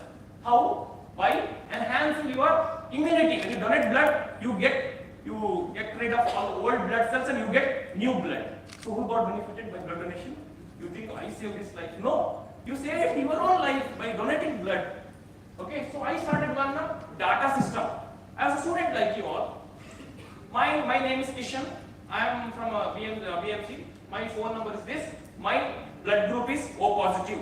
If anytime anyone requests, please contact me. On Excel sheet I created. And I spread it all across my classmates everywhere. And that data got filled and now more than 1,500 students got enrolled voluntarily. And we gave this data to the hospital. Victoria Hospital means it's a so many people die just because not having blood, enough blood. The lady delivering starts bleeding. No blood available. She will die. Along with the kids, it will also die. So what's required is 1 or 2 units of blood there to save 2 lives. And in emergency, it's not available. So what they will do? They'll see the data. Oh, Kishan, O positive is already available. One more. Shashikant, O positive available. Please come. Urgent need of blood. You immediately rush to the hospital, donate the blood. What it took? Only hardly 20 minutes of time. Inter I got juice, apple, immunity, everything back. Understood? Now it's still, I left 15 years ago that college, even now it's going on. This data system has become a very big data. And there's no dearth of any blood there. See what I did? Just one created an Excel sheet. What it took for me? Huh? Just it's a small example for volunteering. Mentorship, yes. Now we all have learned so many things here from the eminent speakers and experienced people. Now that it's our duty, you cannot do it. See, what's your name? Myself, Charlie. Huh? Charlie, okay? Charlie, you learn many things. How much impact you can do as an individual? Very limited. It's limited, no? Your area of interest or your place, that's it. But if you teach the same thing to 10 more people, what will be the effect? Correct? That 10 people is exponential. The growth is exponential. So what I request you all from the younger now itself, you take the responsibility of mentorship. You will learn, along with it you teach someone else also. Take this mentorship, let's grow. That should be the attitude. It's not individual progress, it should be let's grow. Come on, let's go together, let's progress together. So that kind of mentorship attitudes you should develop. What's philanthropy? See, philanthropy doesn't mean only giving away money like Bill Gates does or Satya Nadella does. Zuckerberg, 99% of my shares will be given to Zuckerberg's, association. Not like that. As a student also we can do philanthropy. Okay, I am earning 100 rupees today. I have got 100 rupees pocket money from my parents. I will spend 80 rupees to myself, 20 rupees I will save. My friend is there who is diagonal, who doesn't get any pocket money, is very economically deprived. I can give directly money, 20 rupees, take this man, I feel very pity for you, know. Instead what I do, I buy, if I require 2 notebooks, I will buy only 1 notebook for myself, another I will give it to, please have it man, it's a gift from my side. See, there is a nice book I thought I will have to for you also. That's also philanthropy. That's also philanthropy, okay? Understood? So we are giving some books to the other friends or some whatever required. So what happened? Again, ripple effect. Your friend saw that and me giving the book to him, he will also feel the same. He will also give. Ultimately, all his requirements are fulfilled without any need of money, and you also got satisfied. Yes, I helped someone to educate better. Okay, don't think philanthropy means only for bosses who billionaires. No. Okay, in fact, poorest of the poor people does more philanthropy in our country. Okay. Next, what's the impact of giving back? Yes, one of the biggest qualities of a leader is to inspire others. Just like I told now, you alone can do, but in a limited scope. But if you inspire others, for this matter, I believe in social media, but not for anything else. Yes, now today when Akanksha organized one good workshop here, you have to post this in a social media. Yes, we have conducted a workshop, youth conference for 300 odd students who got benefited. This will what? So many people, thousands of people will see that post and get inspired by that. Correct? I did one, how I celebrate my birthdays, Usually I go to some orphanage homes or some army camp somewhere and I give, instead of cutting cake and all, I distribute something there in orphanages. And I put a post-it in it's not just for posting itself I'm going there, no, not that way, don't think that way. Because after going there and doing all the things, I'll post it in whatever social media. What happens? Oh, nice, this way also can be birthday can be celebrated. Diwali, what I did for Diwali, instead of bursting crackers and all, I bought all the diyas of a old lady sitting roadside. I got this idea from a social media post only. I also want to inspire from other posts. No, roadside one old lady, her entire 3-4 months she had spent on making that diyas and she was selling it for 10 rupees, 20 rupees, struggling hard, all day, the sunlight sitting. What I did? Dadima, give me all those diyas. How much it cost? 2,000, take this. They also done. She blessed me profusely. She was upset. I'm also happy. I'll distribute it. I went to a nearby hearing disabled children where I gave all the diyas to them. You all light it together. Celebrate Diwali. Done. Understood? So, you can inspire, by inspiring, you need to inspire others. By your actions should be so emulative and inspiring to the others. Addressing societal challenges. What I did? As a student, you need not be addressing big issues like poverty or all those things. As a student, what I can do? I was hostel. In my MBBS time, I was hostel. What I found is there is a lot of wastage going on in government hostels. Lots of food wastage happens. What I started is at 10 p.m. I used to go to my hostel. I used to carry some 20 paper bags, paper covers box. Whatever the remaining foods were there, I used to pack it in one box rice, in one box dal. And I carry back in bike, 4 of us. My 2 friends in one bike, another 2 friends in another bike. We used to go in 2 roads in Bangalore. Who were the roadside crippled people were lying now? We used to distribute the food to them. We used to distribute them as a student. And no investment, zero investment, only petrol charge 20-30 rupees. That's 1 hour of your time in the night, 10 to 11 o'clock. What I did is to distribute the food. My intention is not distributing the food. If not me, some God will give him the food. It's not. I don't think that because of me he's surviving, he's getting the food. No, I don't have such delusions. My intention as a student is, I don't have saving the resources. Excellent. Saving the, what was the impact of this initiative? My initiative is called Hope India Initiative. Okay. Curb their hunger. Okay, that was my initiative, Hope India. Within 2-3 months, I had to stop this initiative. Why? Because there was no wastage at all. Students started seeing okay, all of you are wasting, that's why it's happening. So they started using judiciously. But this one small initiative has spread all over India, almost all the government hospitals still following this. They are doing this. Students, they get some interest or joy or some kind of contentment doing this. So, small acts you can do, you can inspire, you can spread it all across. Strengthen the communities. Yes, you have to build a very strong community of your own. You're all engineering students here? Sorry, finance? Okay, whatever. I, as a medical student, I started Empath Society. The empath means what? Empathy. What do you mean by empathy? Empathy means, it's not like sympathy. Sympathy means, empathy means, what if, stepping on their shoes.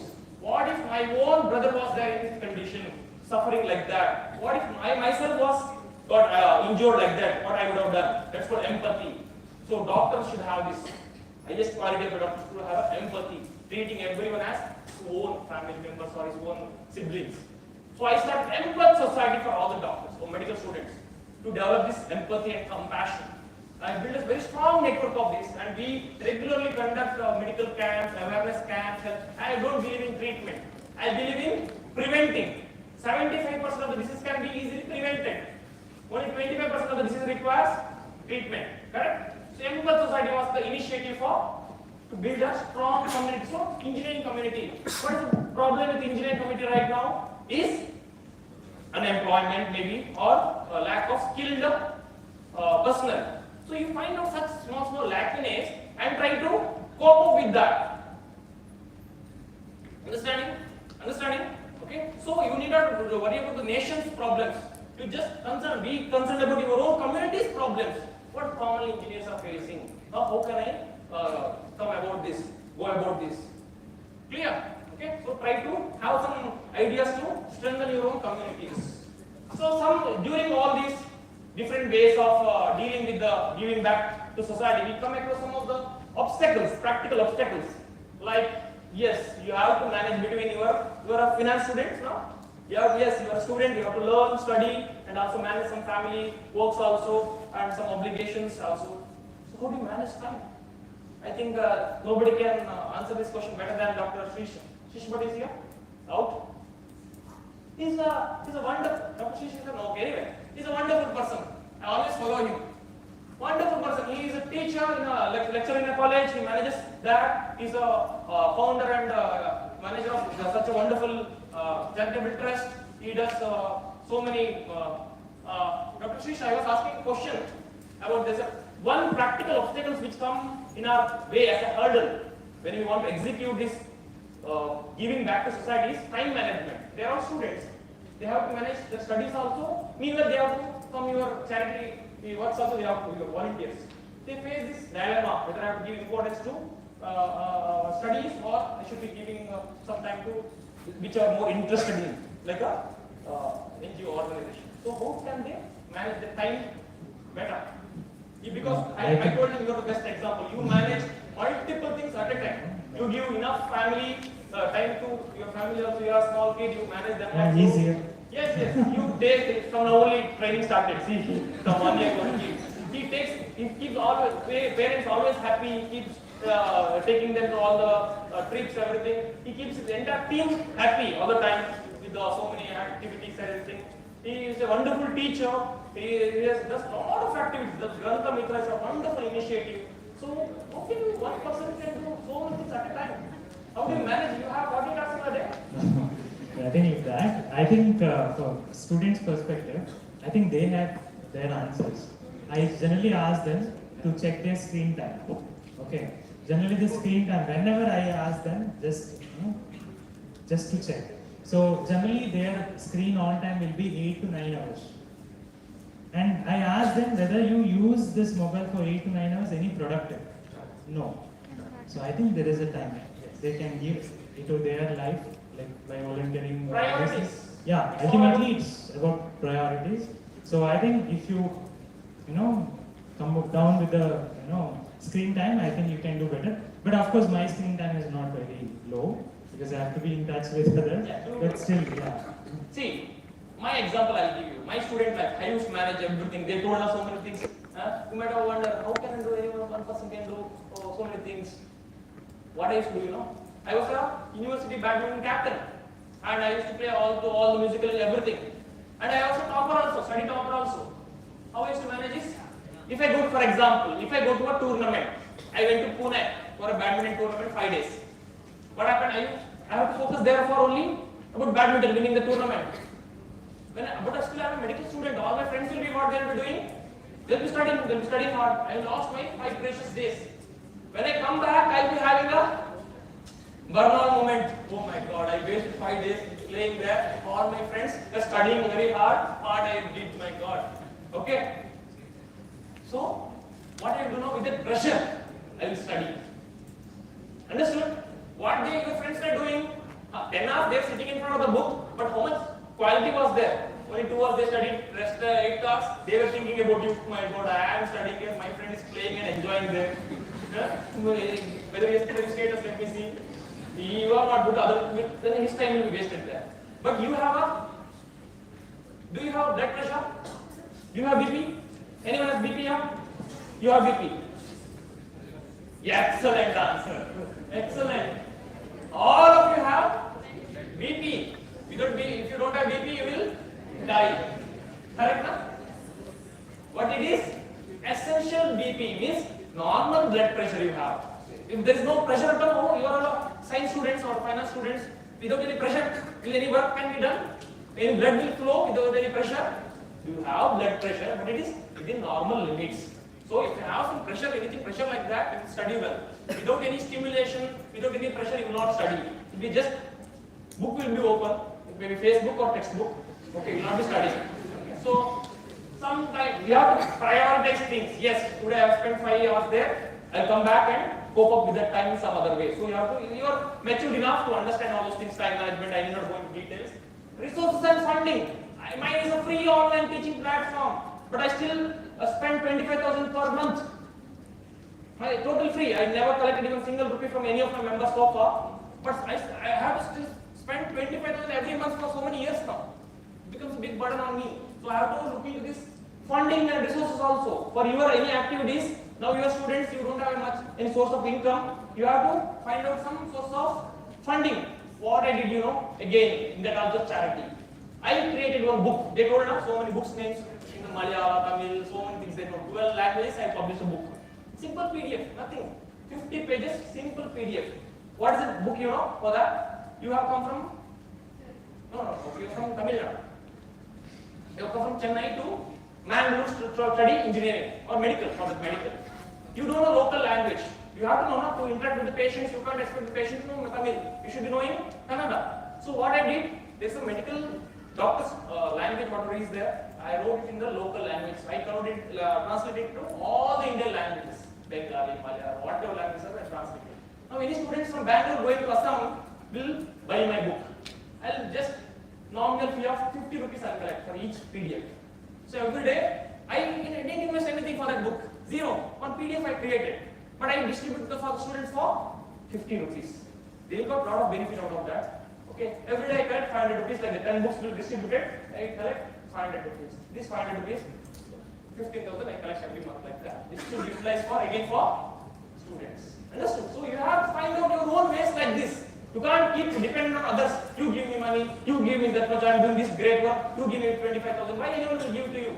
They have their own headaches. So you have to resort to your own ways like this to raise the funds. Nurturing empathy and compassion, that's the need of the hour.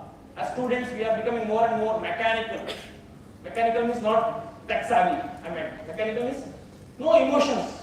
Emotions are becoming less and less. We are becoming more egoistic.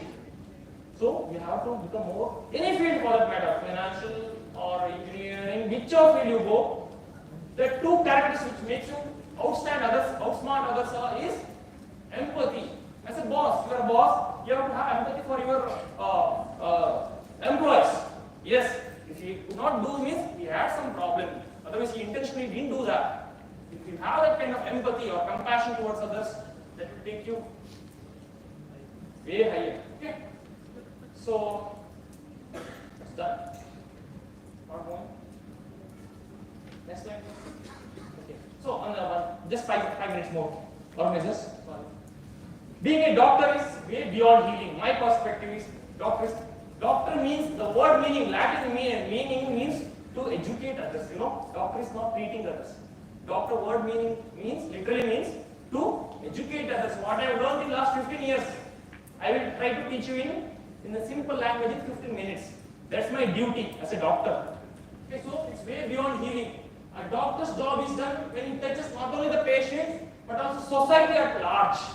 That's my concern and motto. So I took an effort to unite all the like-minded doctors together for better health care. That's called White Army. Help others to help ourselves.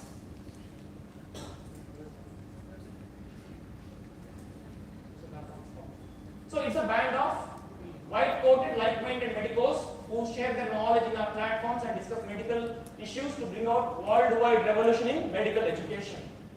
So this is the white, what I was meaning, white, white coat. Okay, and this is what I meant by army.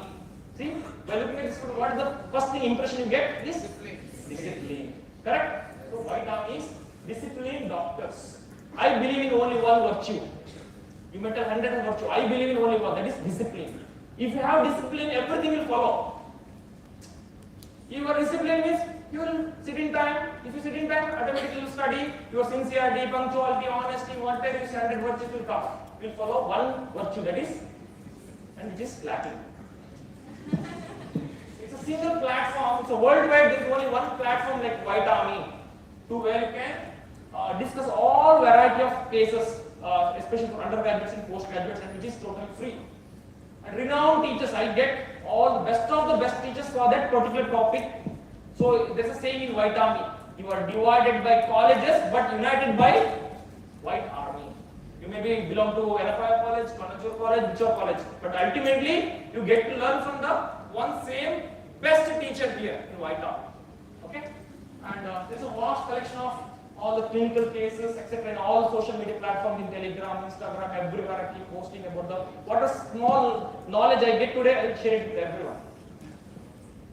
Okay, these are some of the best of the best websites, what they wrote upon us. White Army is one of the best medical case presentation channels I have created. Many lectures are listing up top for India there. Okay, these are some of the compliments we got. The White Army has been huge blessing for all the medical students worldwide. Professors are so passionate about the subjects. The White Army is the best channel for practicals. See, I passed MBBS because of White Army, they say. So many, I passed my MD exam because of White Army. Why I am showing this? Because these small messages like this. Yes, one student has passed his MBBS because of one. White Army means how much responsibility you got, but that makes your responsibility is much bigger. Yes, now I have to do much more for them, much better for them. This was keep you motivated. You also, when you do some good things to others, when they appreciate you, that will keep you motivated. So, okay, this is when I was doing the post-graduation surgery in Agartala. It's a tribal area, fully tribal areas. If I have a post-duty off, I have done 24 hours work continuous. Next day I have some 8 hours off to sleep. But I will sleep only 4 hours.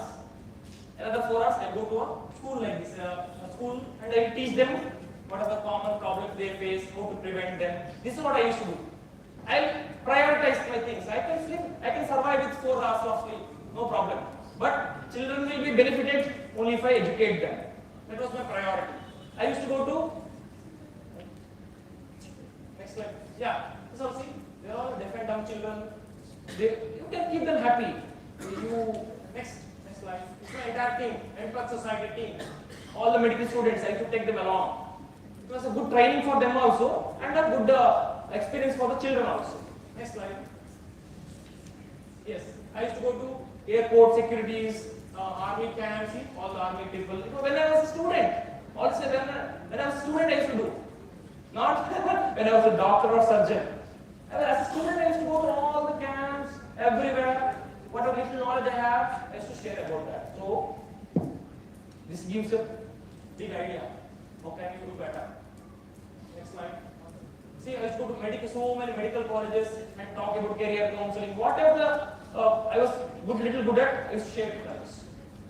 I used to see so many books. So far, I have published around 20 books. 20 books. This was as a student I did.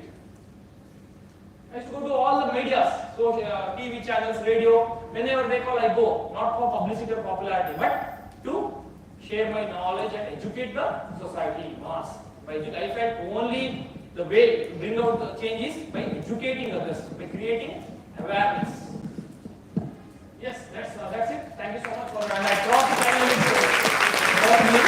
I'm really sorry for that, organizers. Now let's interact. Any questions you have, we can take for another 5-10 minutes.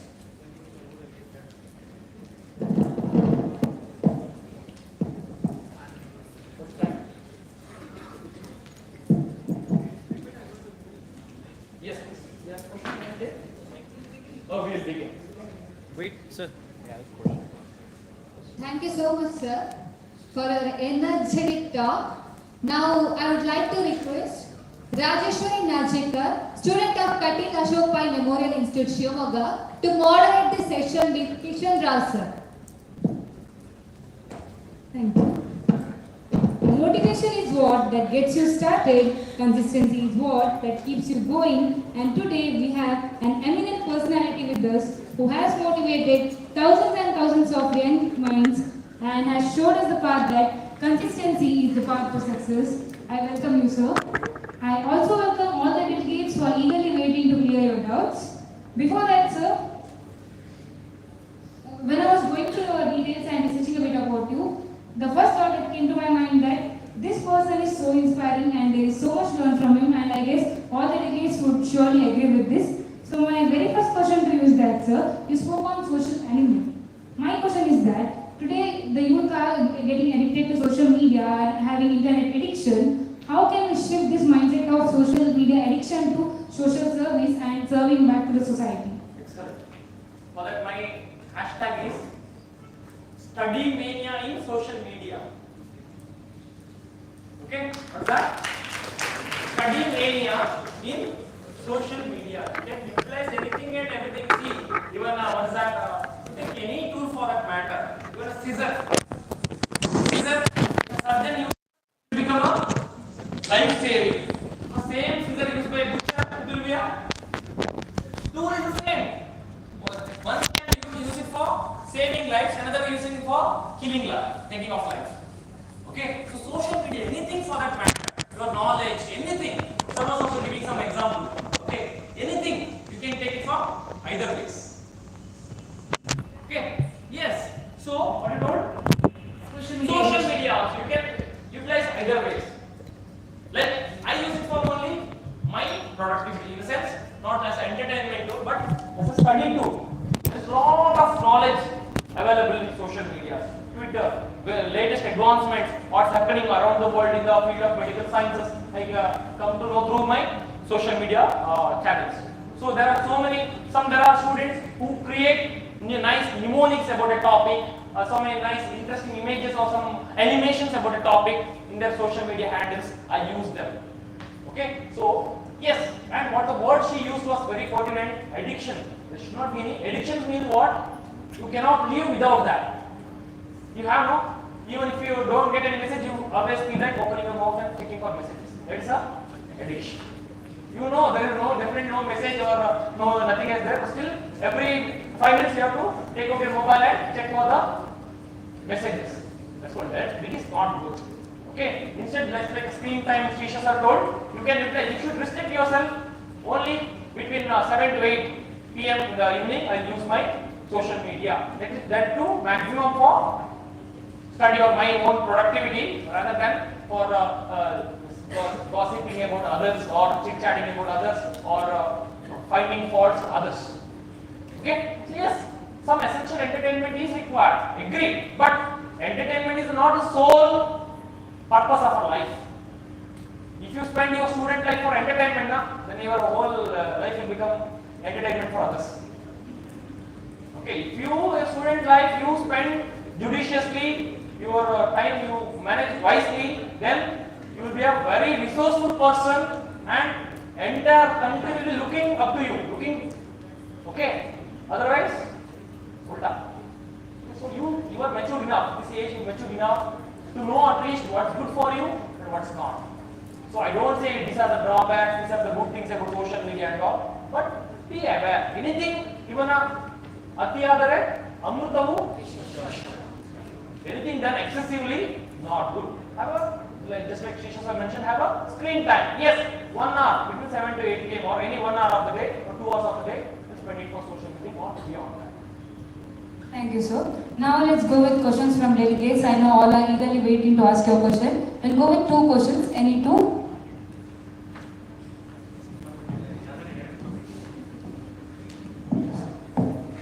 Namaste, sir. I'm Shreyas from Konanje, Mangalore University, Konanje. I'm a biotech student.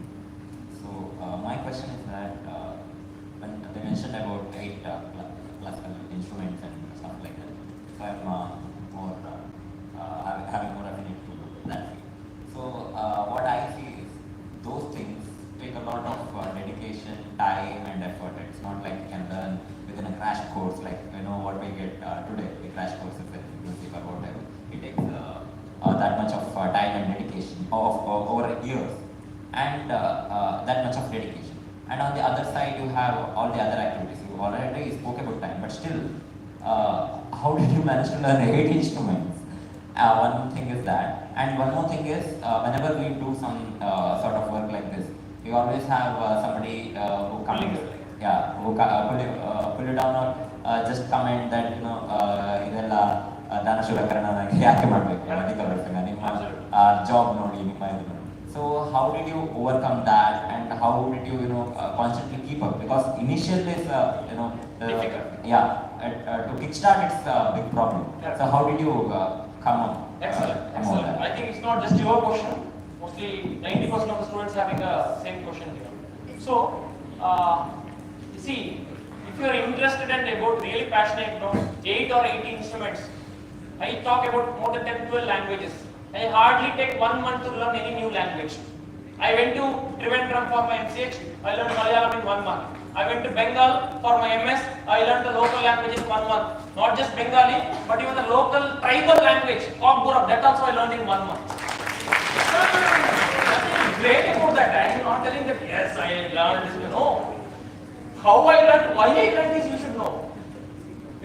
The day 1 when I went to my medical college, everyone was coming to, I was in OPD, sitting in OPD, and everyone coming and they were telling, Beta.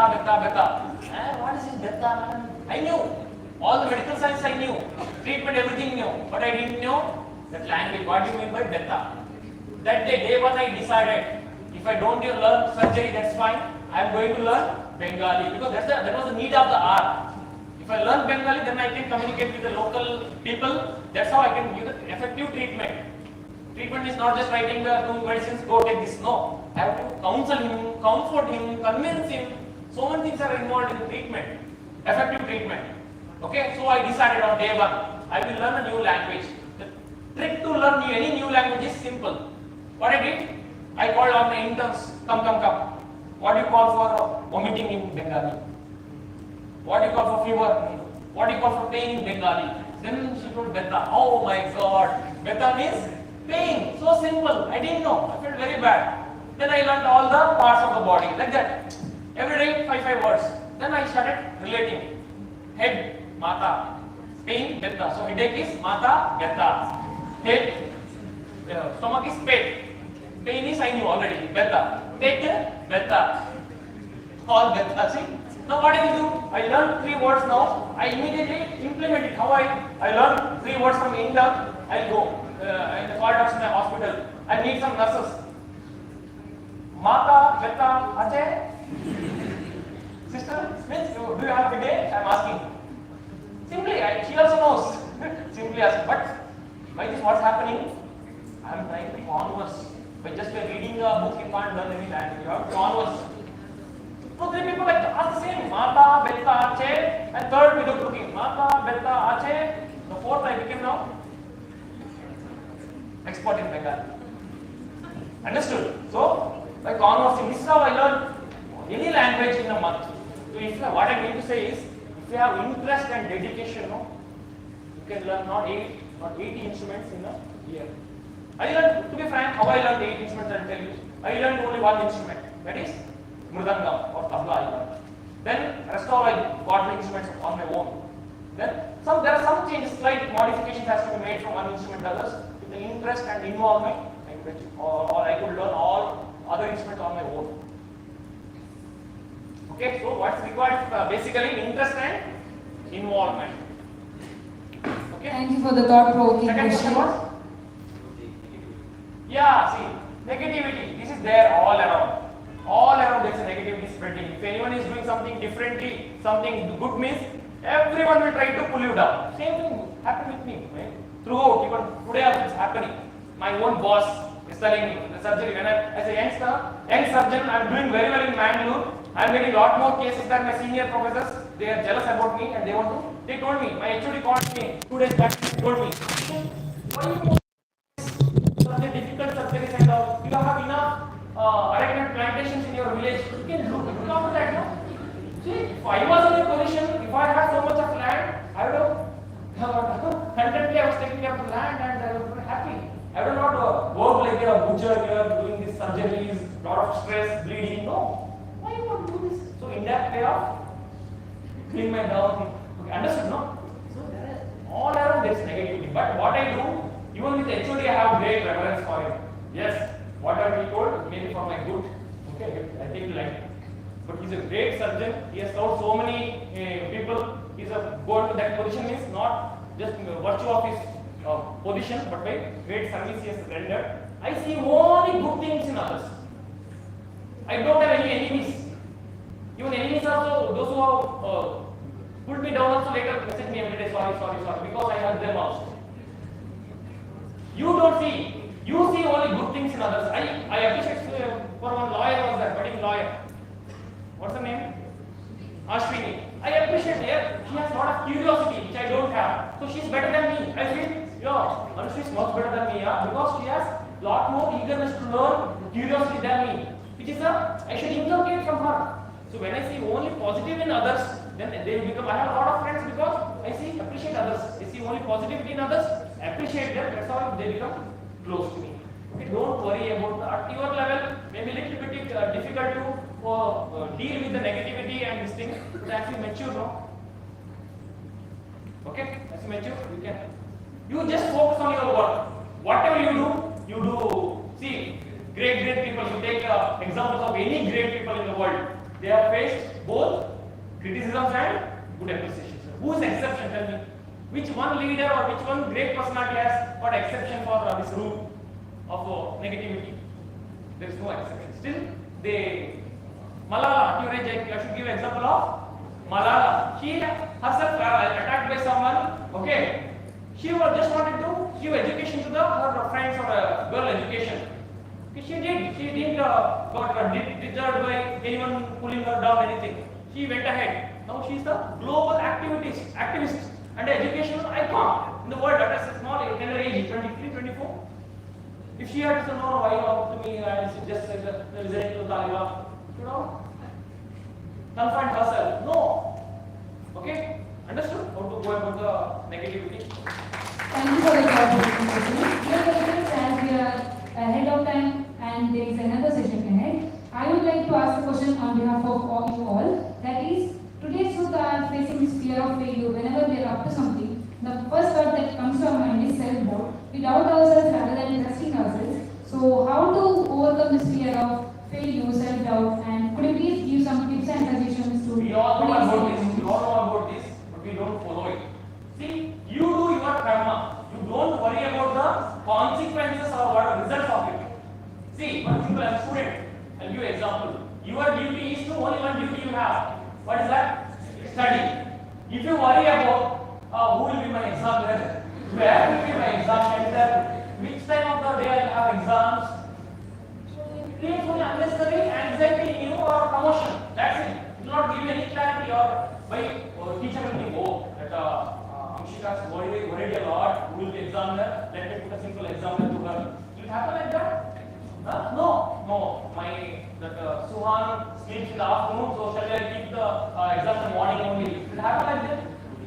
Why do you not worry about the things which are not in your hands? What is that in your hands? Only one thing. What is that?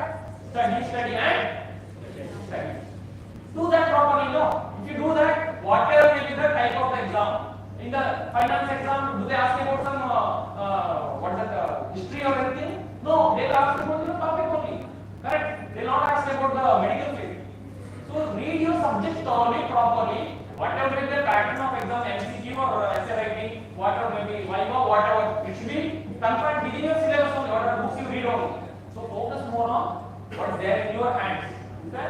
Study today I read 2 hours, tomorrow I will read 3 hours. That kind of comparison should be there among yourself. Yesterday, last time I scored 65 percentile, next time I am going to minimum 70 percentile. That should be the comparison and the self-motivation you should derive. Instead of unnecessary things you are worried about, oh, he is doing much better, or he is studying only 2 hours and he is scoring much better than me, I am studying 4 hours. No, don't compare with others. You don't know what the drafting capability of him or what he will be doing at home late night when you are all sleeping when you studying. You don't know all those things. Don't compare with others.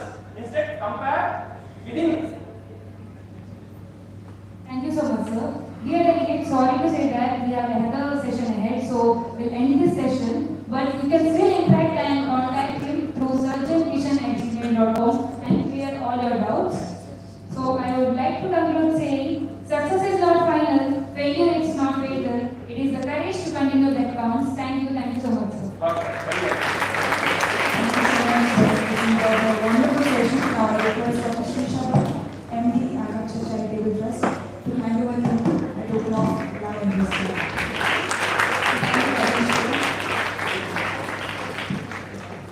Professor Smita Hegde, who is the professor, a plant biology analyst having 30 years of experience in academics and research. She worked extensively on plant tissue culture, conservation, biodiversity, and molecular markers in tree species and terroirs. May I request ma'am to please come over the stage and occupy her seat.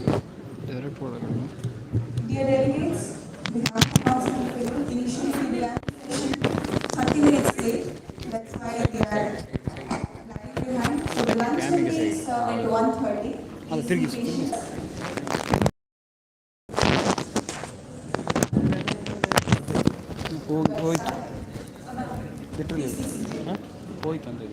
Ma'am pursued her master's degree in zoology from Mumbai University in 1991 and also Doctor of Philosophy from St. Aloysius College, Bangalore University in 1998. Dr. Smita Hegde's achievements are Loksar Distinguished Researcher Award 2022, Loksar Best Teacher Award 2021, Aranya Mitra awarded by the Karnataka State Forest Department, Mangalore during Vriksh Utsav 2019, Individual personality for contribution towards plantation and greening on occasion of World Environment Day 2019 by Karnataka State Pollution Control Board.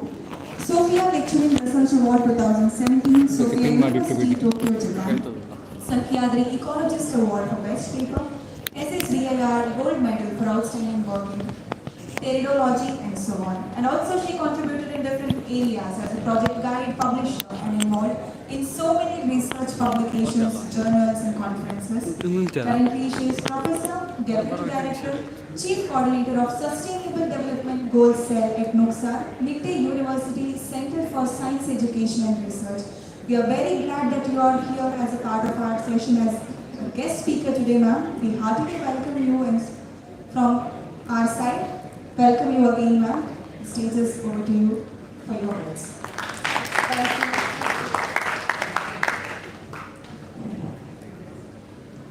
Yeah, before I begin, I'll start with a short story.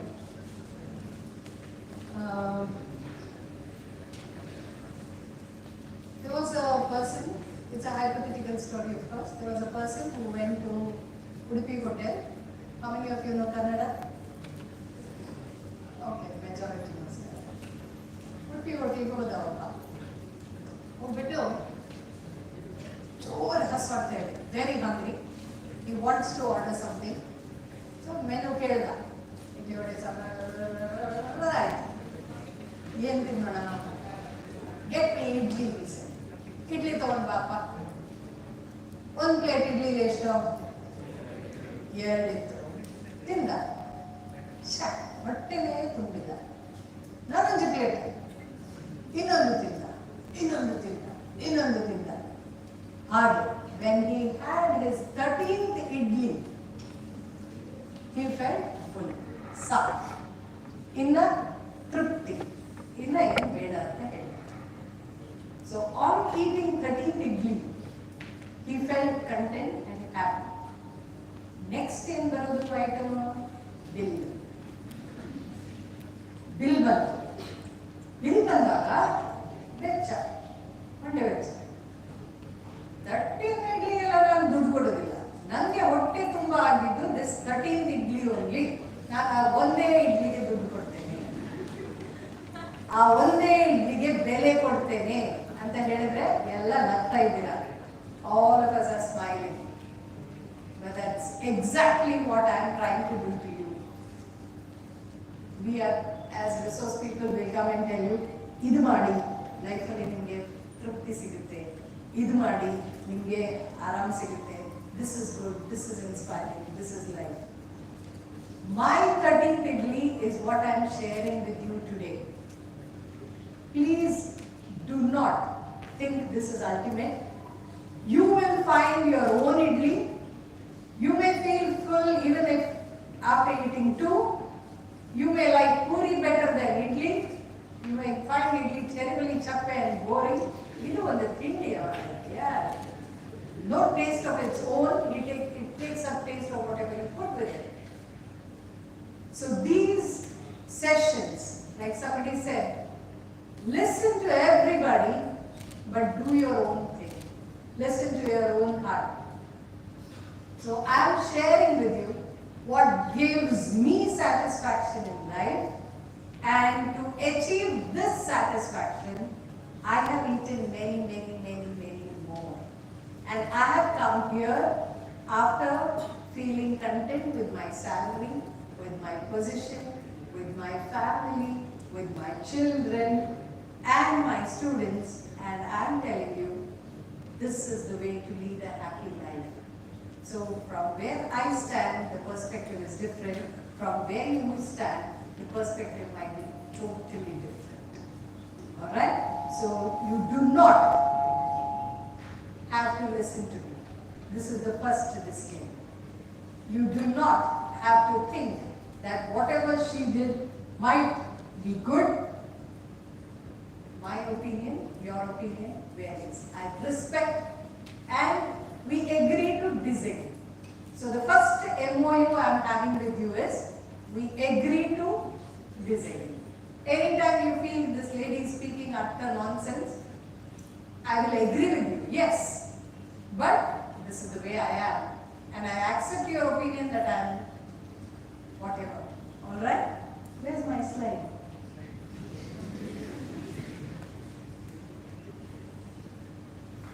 Yeah, I do look like that when I dye my hair. in case you're wondering. So, my students here will tell you, there are so many things in life I want to change. I want to change this, I want to change the restless I get. But the only thing that I can change is my hairstyle.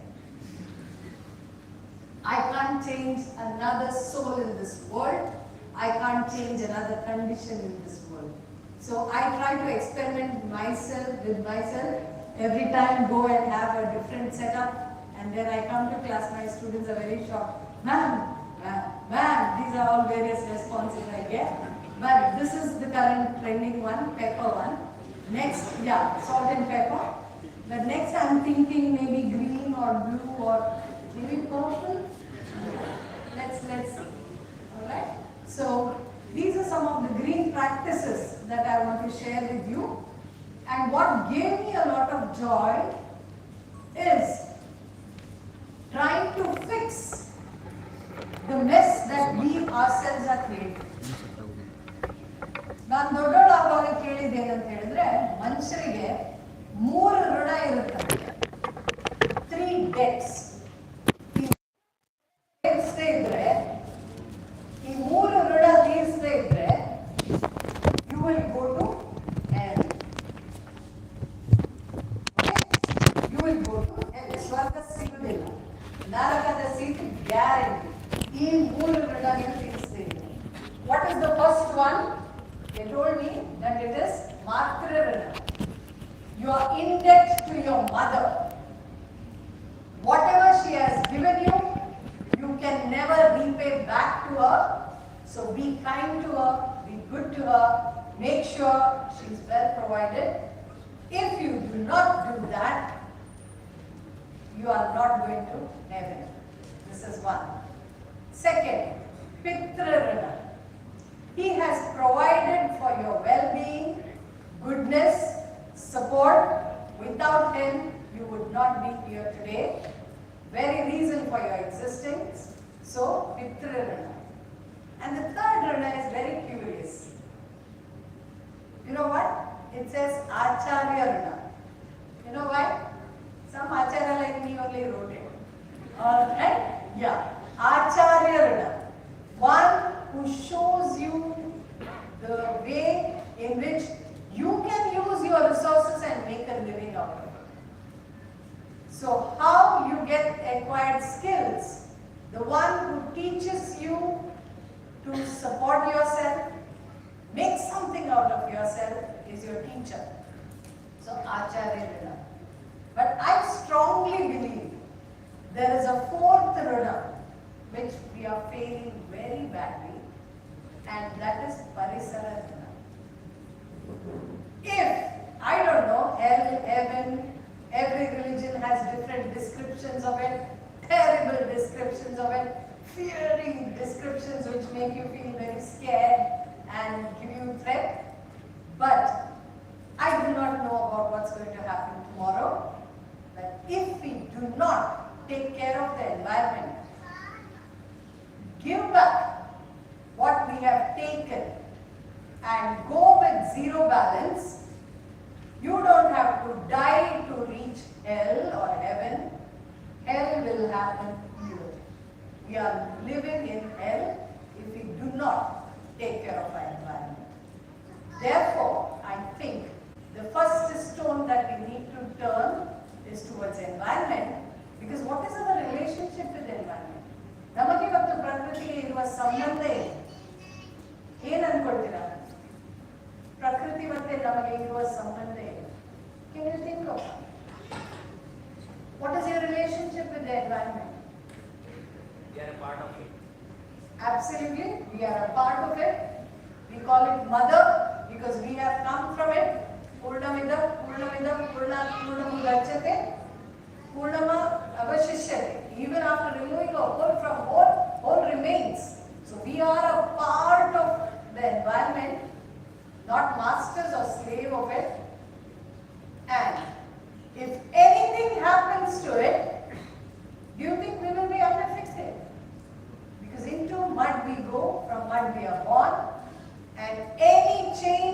environment is definitely going to affect us. Then how do we reduce the effect on ourselves?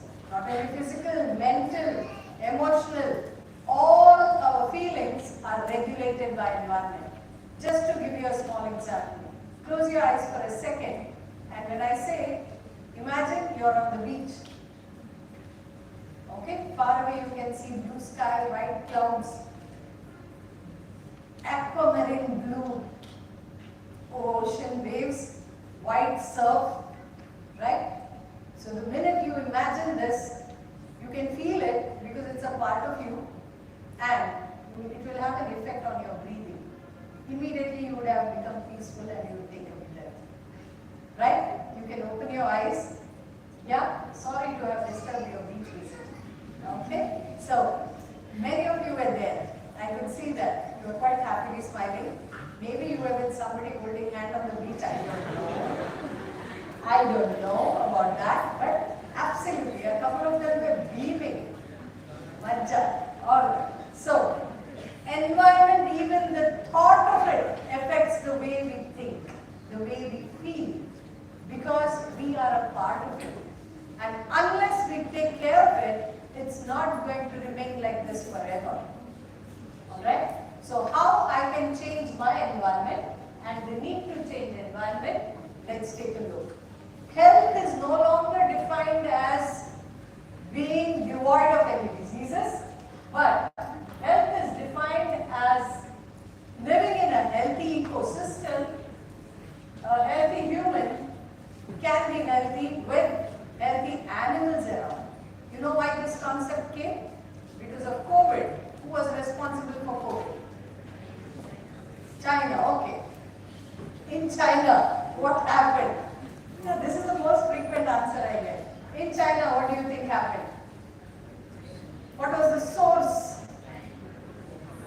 What is that corona virus, right? Where it came from?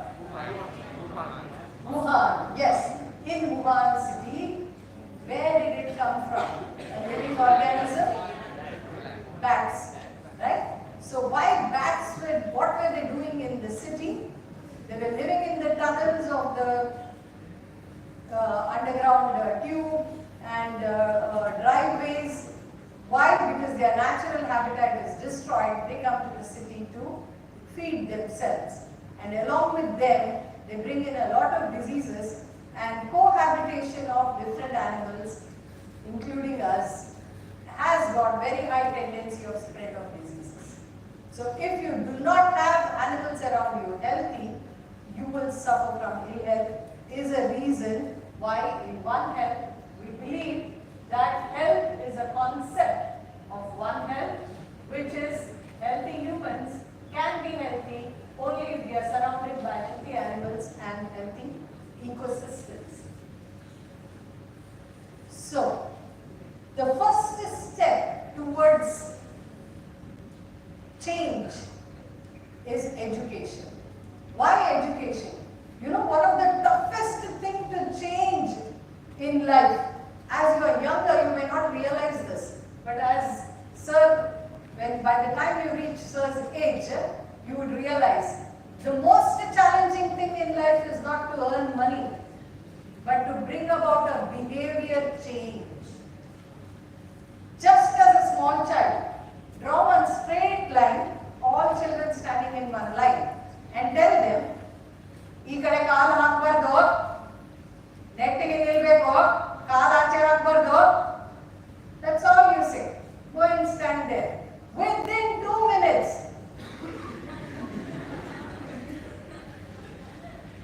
they will do it. They will do it, they have to do it if they are normal. And there will be 2-3 others telling, "Miss, miss." That is me. I was Chari Bhatta like that. Alright? But then there are, what do you do? The look on their face, that child face is so challenging. Lower chin will come up like that and they'll challenge you to say this. There is no medicine for change in behavior. Everything, whether it is clean environment, service, volunteering, everything what? Behavior. So what are we targeting here? A change in behavior. So in change in behavior, how many different ways can we bring about change in behavior? Our entire education system is targeted towards change in behavior. Tomorrow, you cannot judge how your friend will behave to you. You can only manage your behavior. How dare you tell me like this? I will tell my mouth. You want to hear? You cannot change anybody's behavior. Most difficult job. You rise up as a boss. Tell your juniors, do like this. Think about it. Right? Behavior is the most challenging problem that you will face in life, and that's exactly what we are facing when it comes to environment. Small things, but we don't think so much before throwing anything here and there. But when we say don't throw,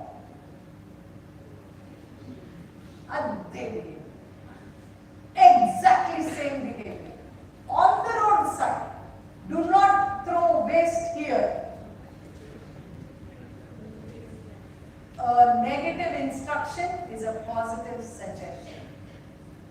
Even those who did not think of throwing will suddenly find, okay. Because it is written, do not. But then you will see many have.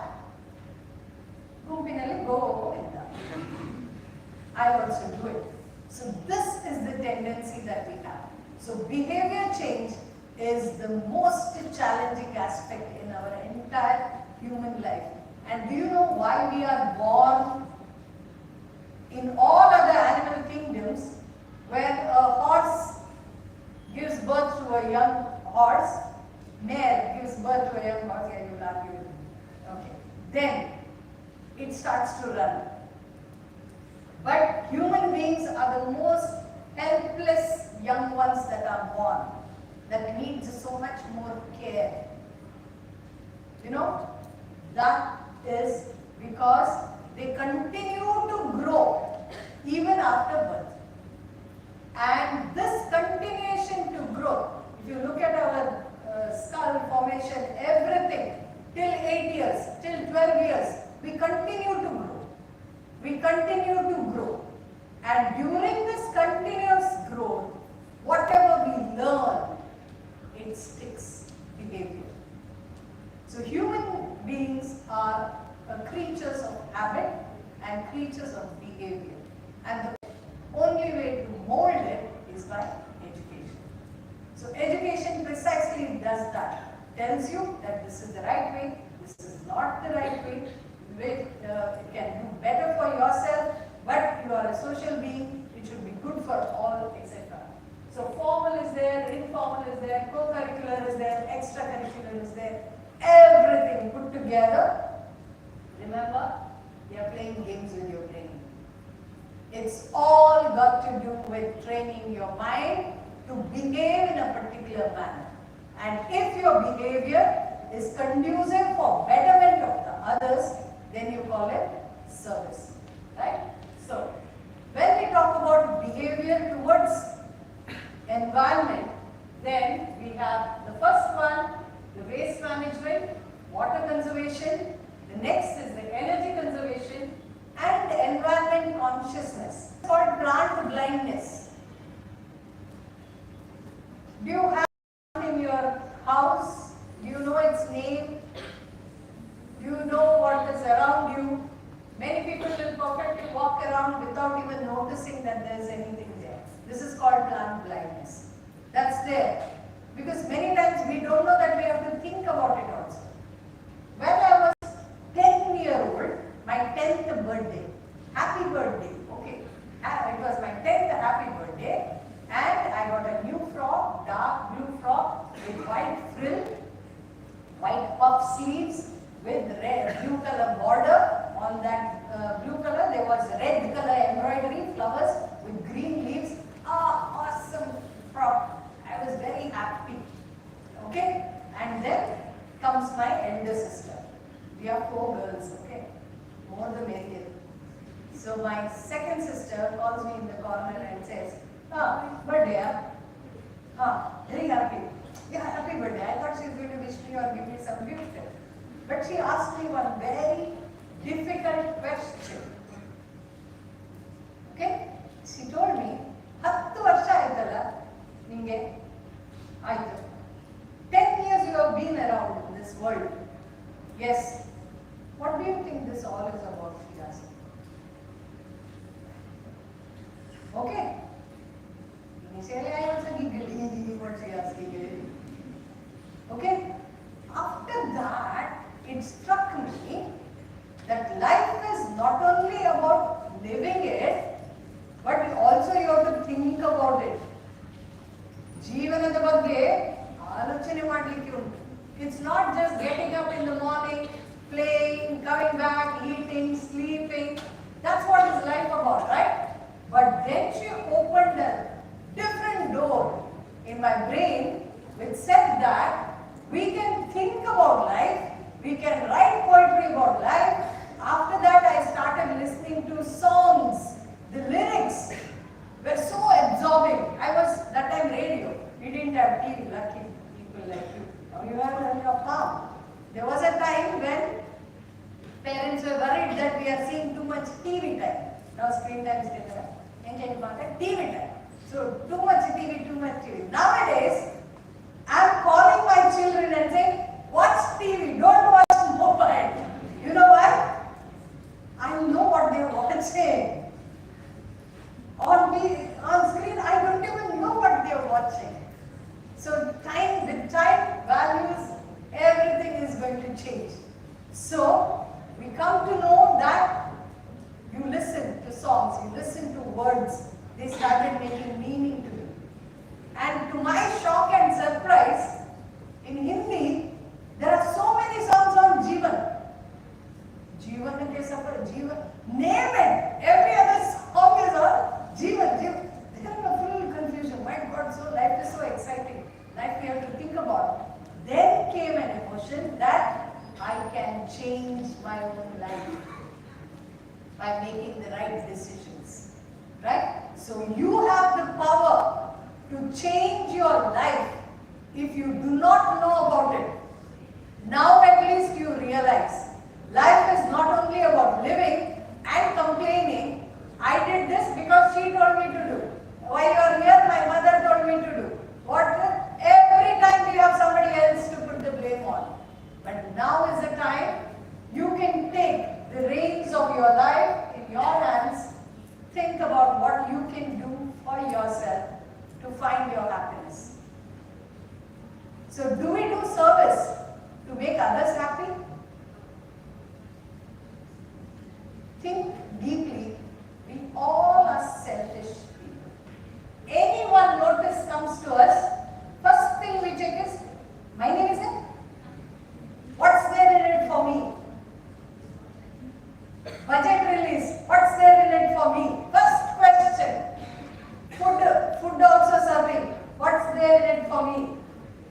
This is our attitude. What's there in it for me is something that we ask all the time.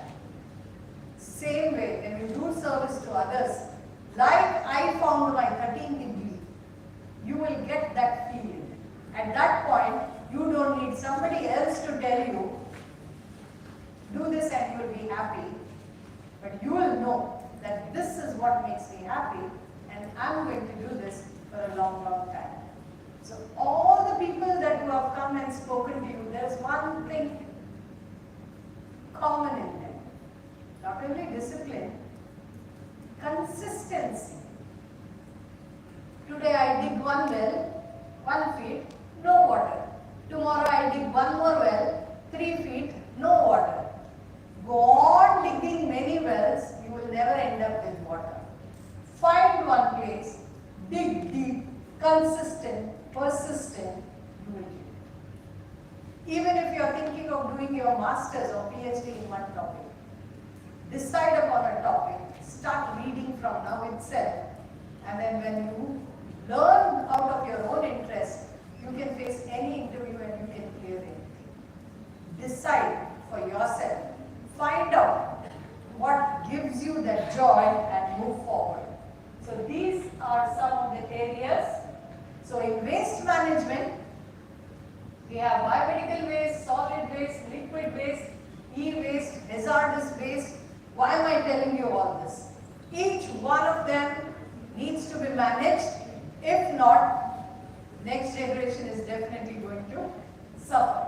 So every institution that we live in, or you're going to work tomorrow, ensure that there is a proper waste management system, including in your own homes. And there is a small movie here. I'm showing you this because this is a very lucrative business that is coming up. Can you play it for me, please? It's not. ಆವರಣ ಯೋಜನೆಯಲ್ಲಿ ನಿತ್ಯ ಪರಿಗಣಿತ ವಿಶ್ವವಿದ್ಯಾನಿಲಯದಲ್ಲಿ 2 ಘಟಕಗಳು ಕಾರ್ಯನಿರ್ವಹಿಸುತ್ತಿವೆ.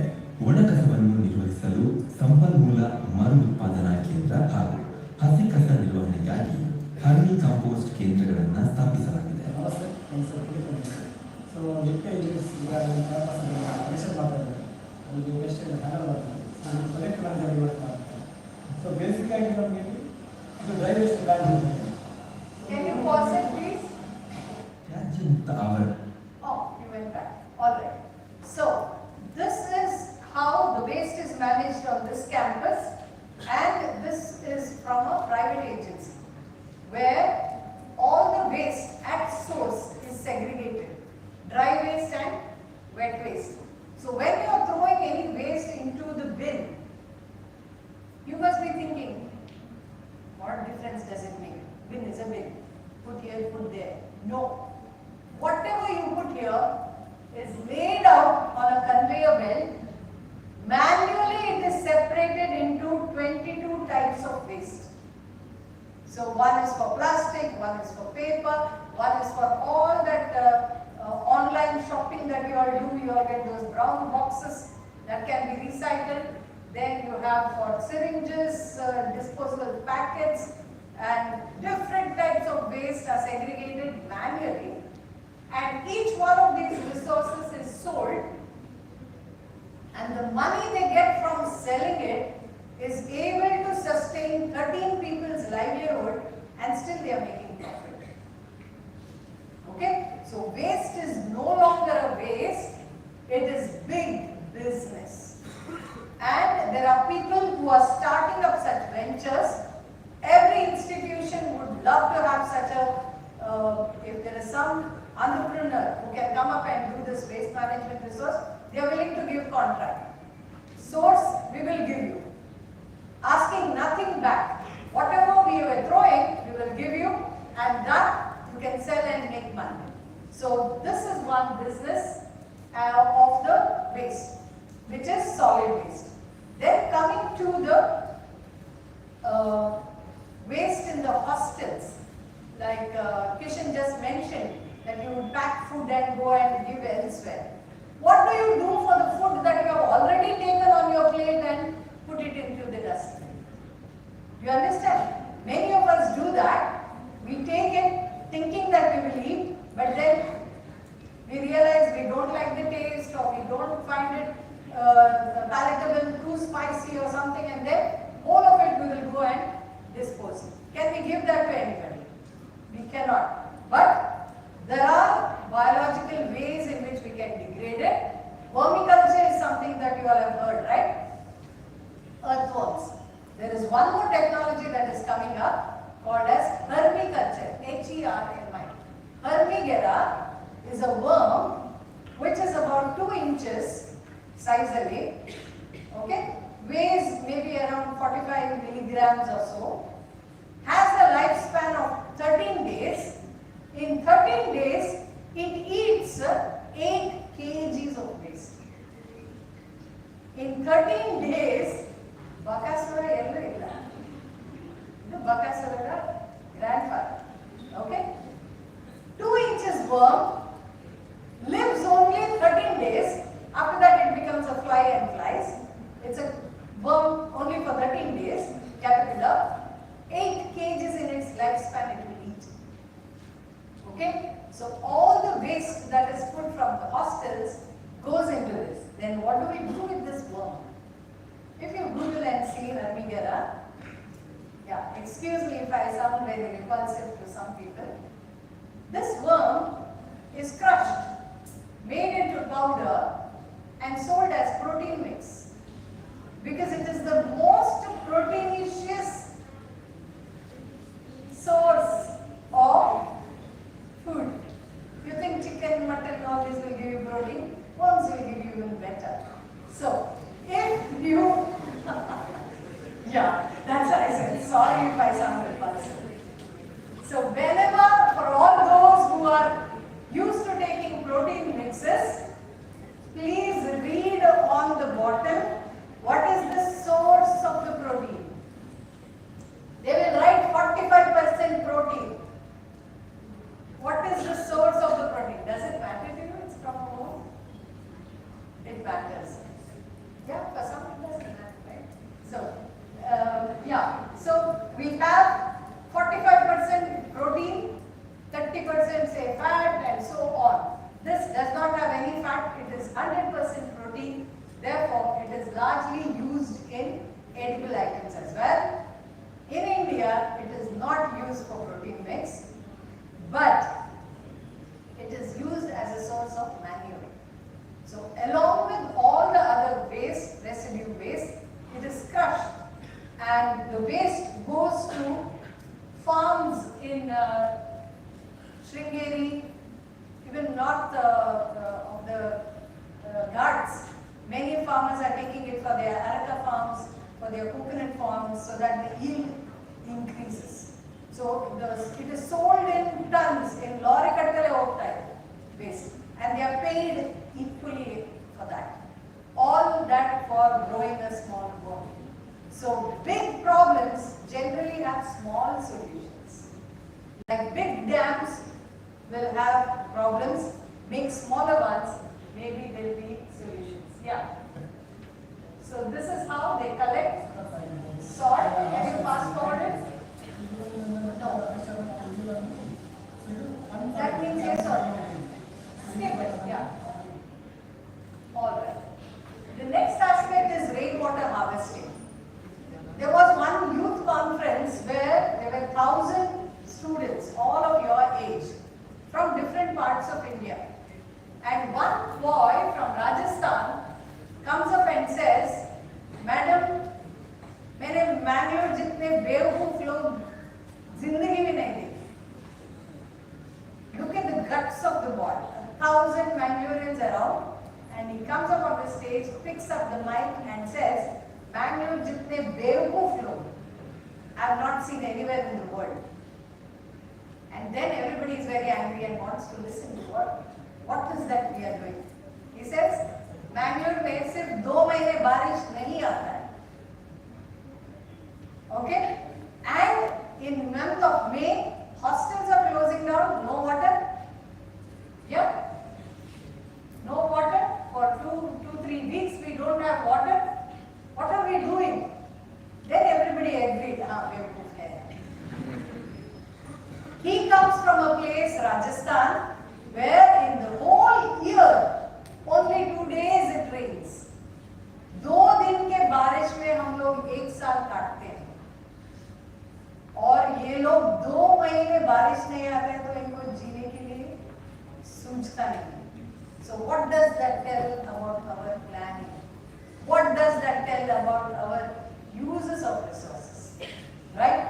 We can deduce different methods in which we can have rainwater harvesting, or we can have renewable and reusable resources of water.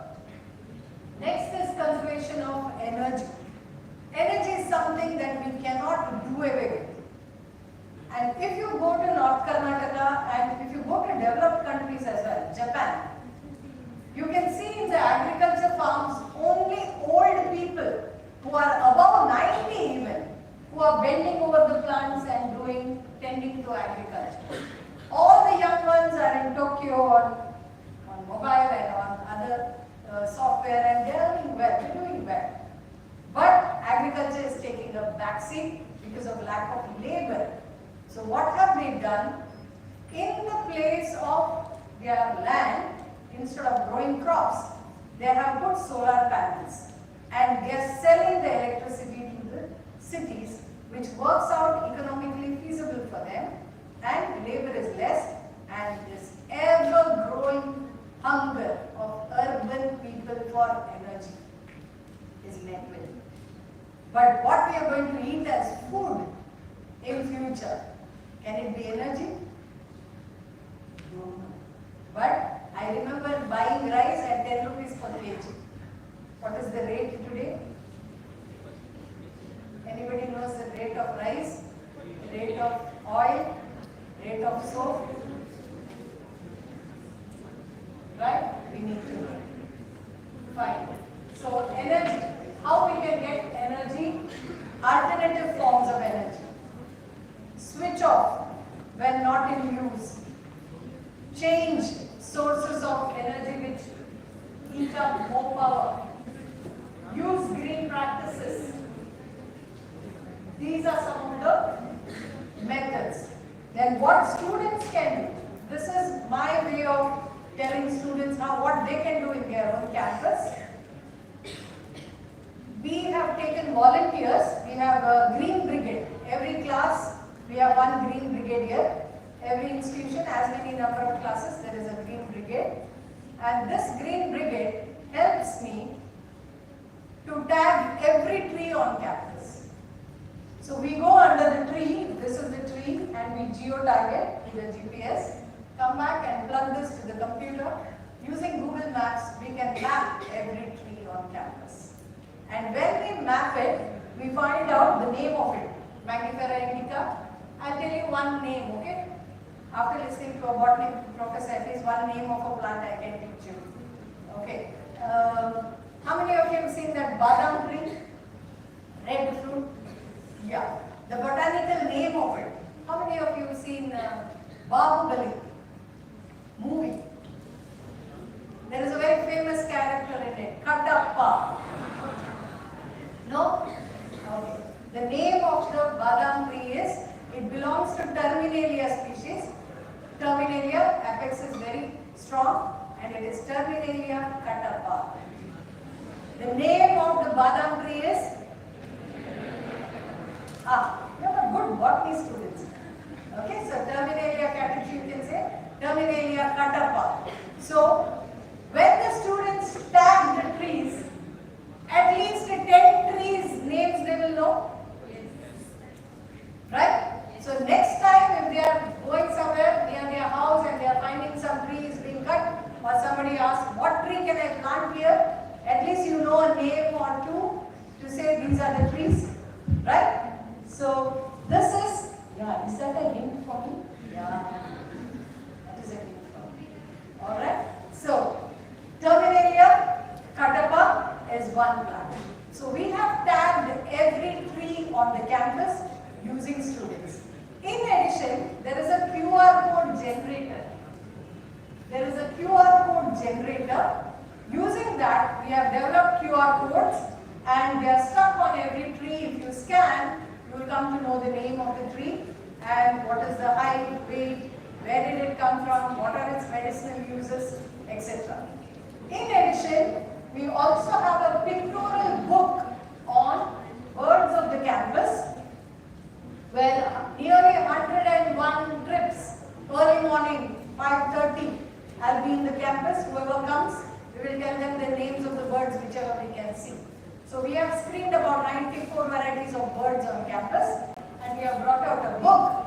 In this book there is a QR code. If you scan, you can hear the bird call.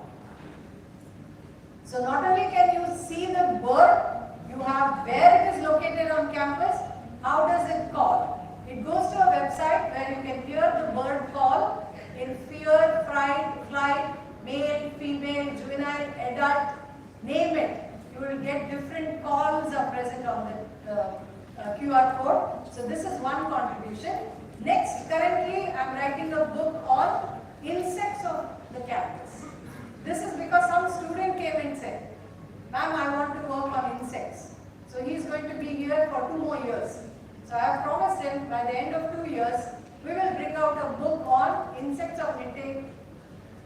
Okay? And the title will be insects of Nitya University, and the first author will be the student. I am only the editor, I will be cut pasted. The work is entirely done by students. One more set of work that I did this year, which I am very proud of, and I hope to release this book in this week itself, is we have counted the trees of entire Mangalore. We have a couple of people volunteers here. Yeah, Abhiram is here, right? Abhiram was one of the volunteers for counting trees. Thank you, Abhiram. He counted the trees from Lady Hill to Panambur Beach, correct? So from Lady Hill to Panambur Beach, one side one boy, another side one boy, median one more person. So 17 volunteers helped me to tag 60 wards are there in Bangalore city. 60 wards are there. In every ward, what is the number of trees? What is the temperature of that ward? What it was in 2014 and how it has improved today. And this book, when I release, I need some help. If you are living anywhere near this ward, or you know self-help groups in this ward, please put them through me so that we can maintain the greenery or improve it in this particular region. So this is the current project that I am having. Can you guess what is the number of total count? How many trees may be there on the roadside? And how much do you think is the green cover in percentage?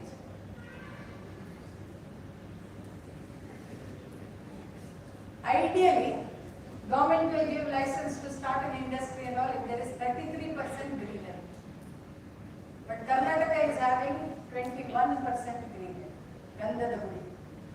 21% greenery. Mangalore, if you count only the public area, is having 12% greenery. And in private land, we are having around 35 to 40% greenery. But if I decide to sell my plot and build apartments there, Mangalore is going to become dry and an urban heat island within the next 10 years. And already the average city temperature has gone up by 1.5 degrees. 1.5 degrees is a huge number in terms of global warming. What we can do locally. Can you improve your campuses? Can you improve the places that you live? So this is the tree tagging that we have done. These are the QR codes that we did. And when you scan it, these are the details that you get, where it is from, etc. And yeah, every tree on the campus is tagged. So we have 1,962 odd trees. It's not like the Akbar Birbal Kawa story. How many crores in Delhi city? Then approximately you tell one number and then you say if it is more, you count. No. We have actually counted, 1932 is the number of trees we have. This is the type of trees, 283 varieties of trees we have. And diversity, next time somebody is offering to plant trees, we can tell, don't bring this tree, we have enough of it. We want more than this. So you can achieve diversity as well. Next, after doing the green cover, what we are doing? We are measuring how much carbon we are fixing. Each one of us emits an amount of carbon enough for fixing by one tree. ಆಯ್ತಾ ನಮ್ಮ ಋಣ ತೀರಿಸಬೇಕಾದ್ರೆ ಎಷ್ಟು ಮರ ನೆಡಬೇಕು ಒಬ್ಬೊಬ್ಬರು ಒಂದು ನೆಟ್ಟರೆ ಸಾಕು This accounts for the amount of carbon dioxide you exhale. This accounts for the amount of carbon dioxide they will use to burn you when you leave this earth or to put you in a box and bury you. All that, if you have to account for, plant one tree in your life. How many of you yet to initiate it? Have you? Anybody here who has not planted a tree? Next time we should give them reservation and preference. Next planting ceremony, they have to do it. Otherwise, they will not go to heaven. Right? For their sake, we have to ensure that when you are alive, one tree you have to plant. So this is the amount of carbon which we are fixing on campus. Yeah, how many? We also sat and counted how many bikes come, how many cars come on campus, what is their pollution and how much carbon they are emitting and how much carbon we are fixing so that we get to a carbon neutral environment. Another work that was done is the water quality in Bangalore city, how much fluoride, how much color turbidity, etc. So this is one of the papers, and this is how Bangalore city looks, red. Alright? So these are some of the projects that I am thinking of and looking for your contribution. Thank you so much. Thank you, ma'am. That was an eye-opening session. 30 minutes? Okay. All right. Yeah. So that was an eye-opening session, ma'am. Thank you so much. Thank you. And audience, if anyone has any question, you can ask me, ma'am. Over lunch. You want to ask now? Yeah, please. Yeah, please. I can hear you.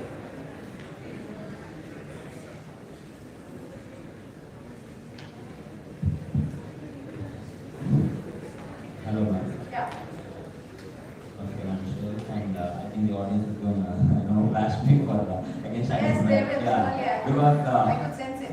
yeah, I'm really stomach family here. Yes. But this is the audience doing recently because it was excellent. You must be a speaker.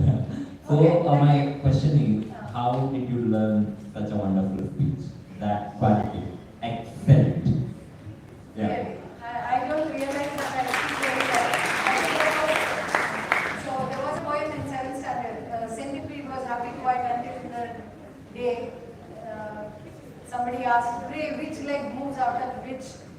And this raised her down to such a pitch she felt exhausted in a ditch, not knowing how to run.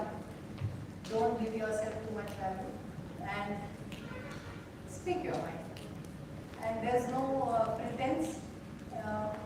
Whatever I feel, whatever words I use, some of the time it may be unparliamentary, and every time my bosses have always objected to my speaking.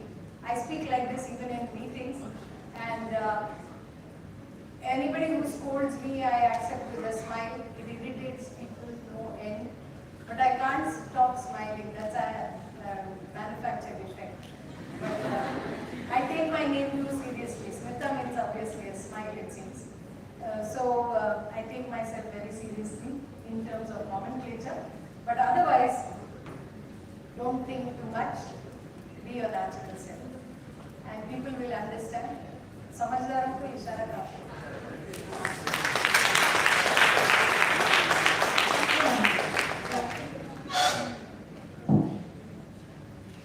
If you have any other questions, you can ask with ma'am in lunch. So thank you so much, ma'am. I request Dr. Shisha Bhatt sir to present your moment of promotion. Thank you so much.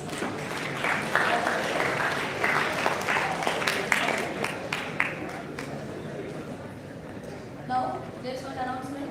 So, delegates who are participating in quiz, so you have to come back after lunch by 2 o'clock. Okay?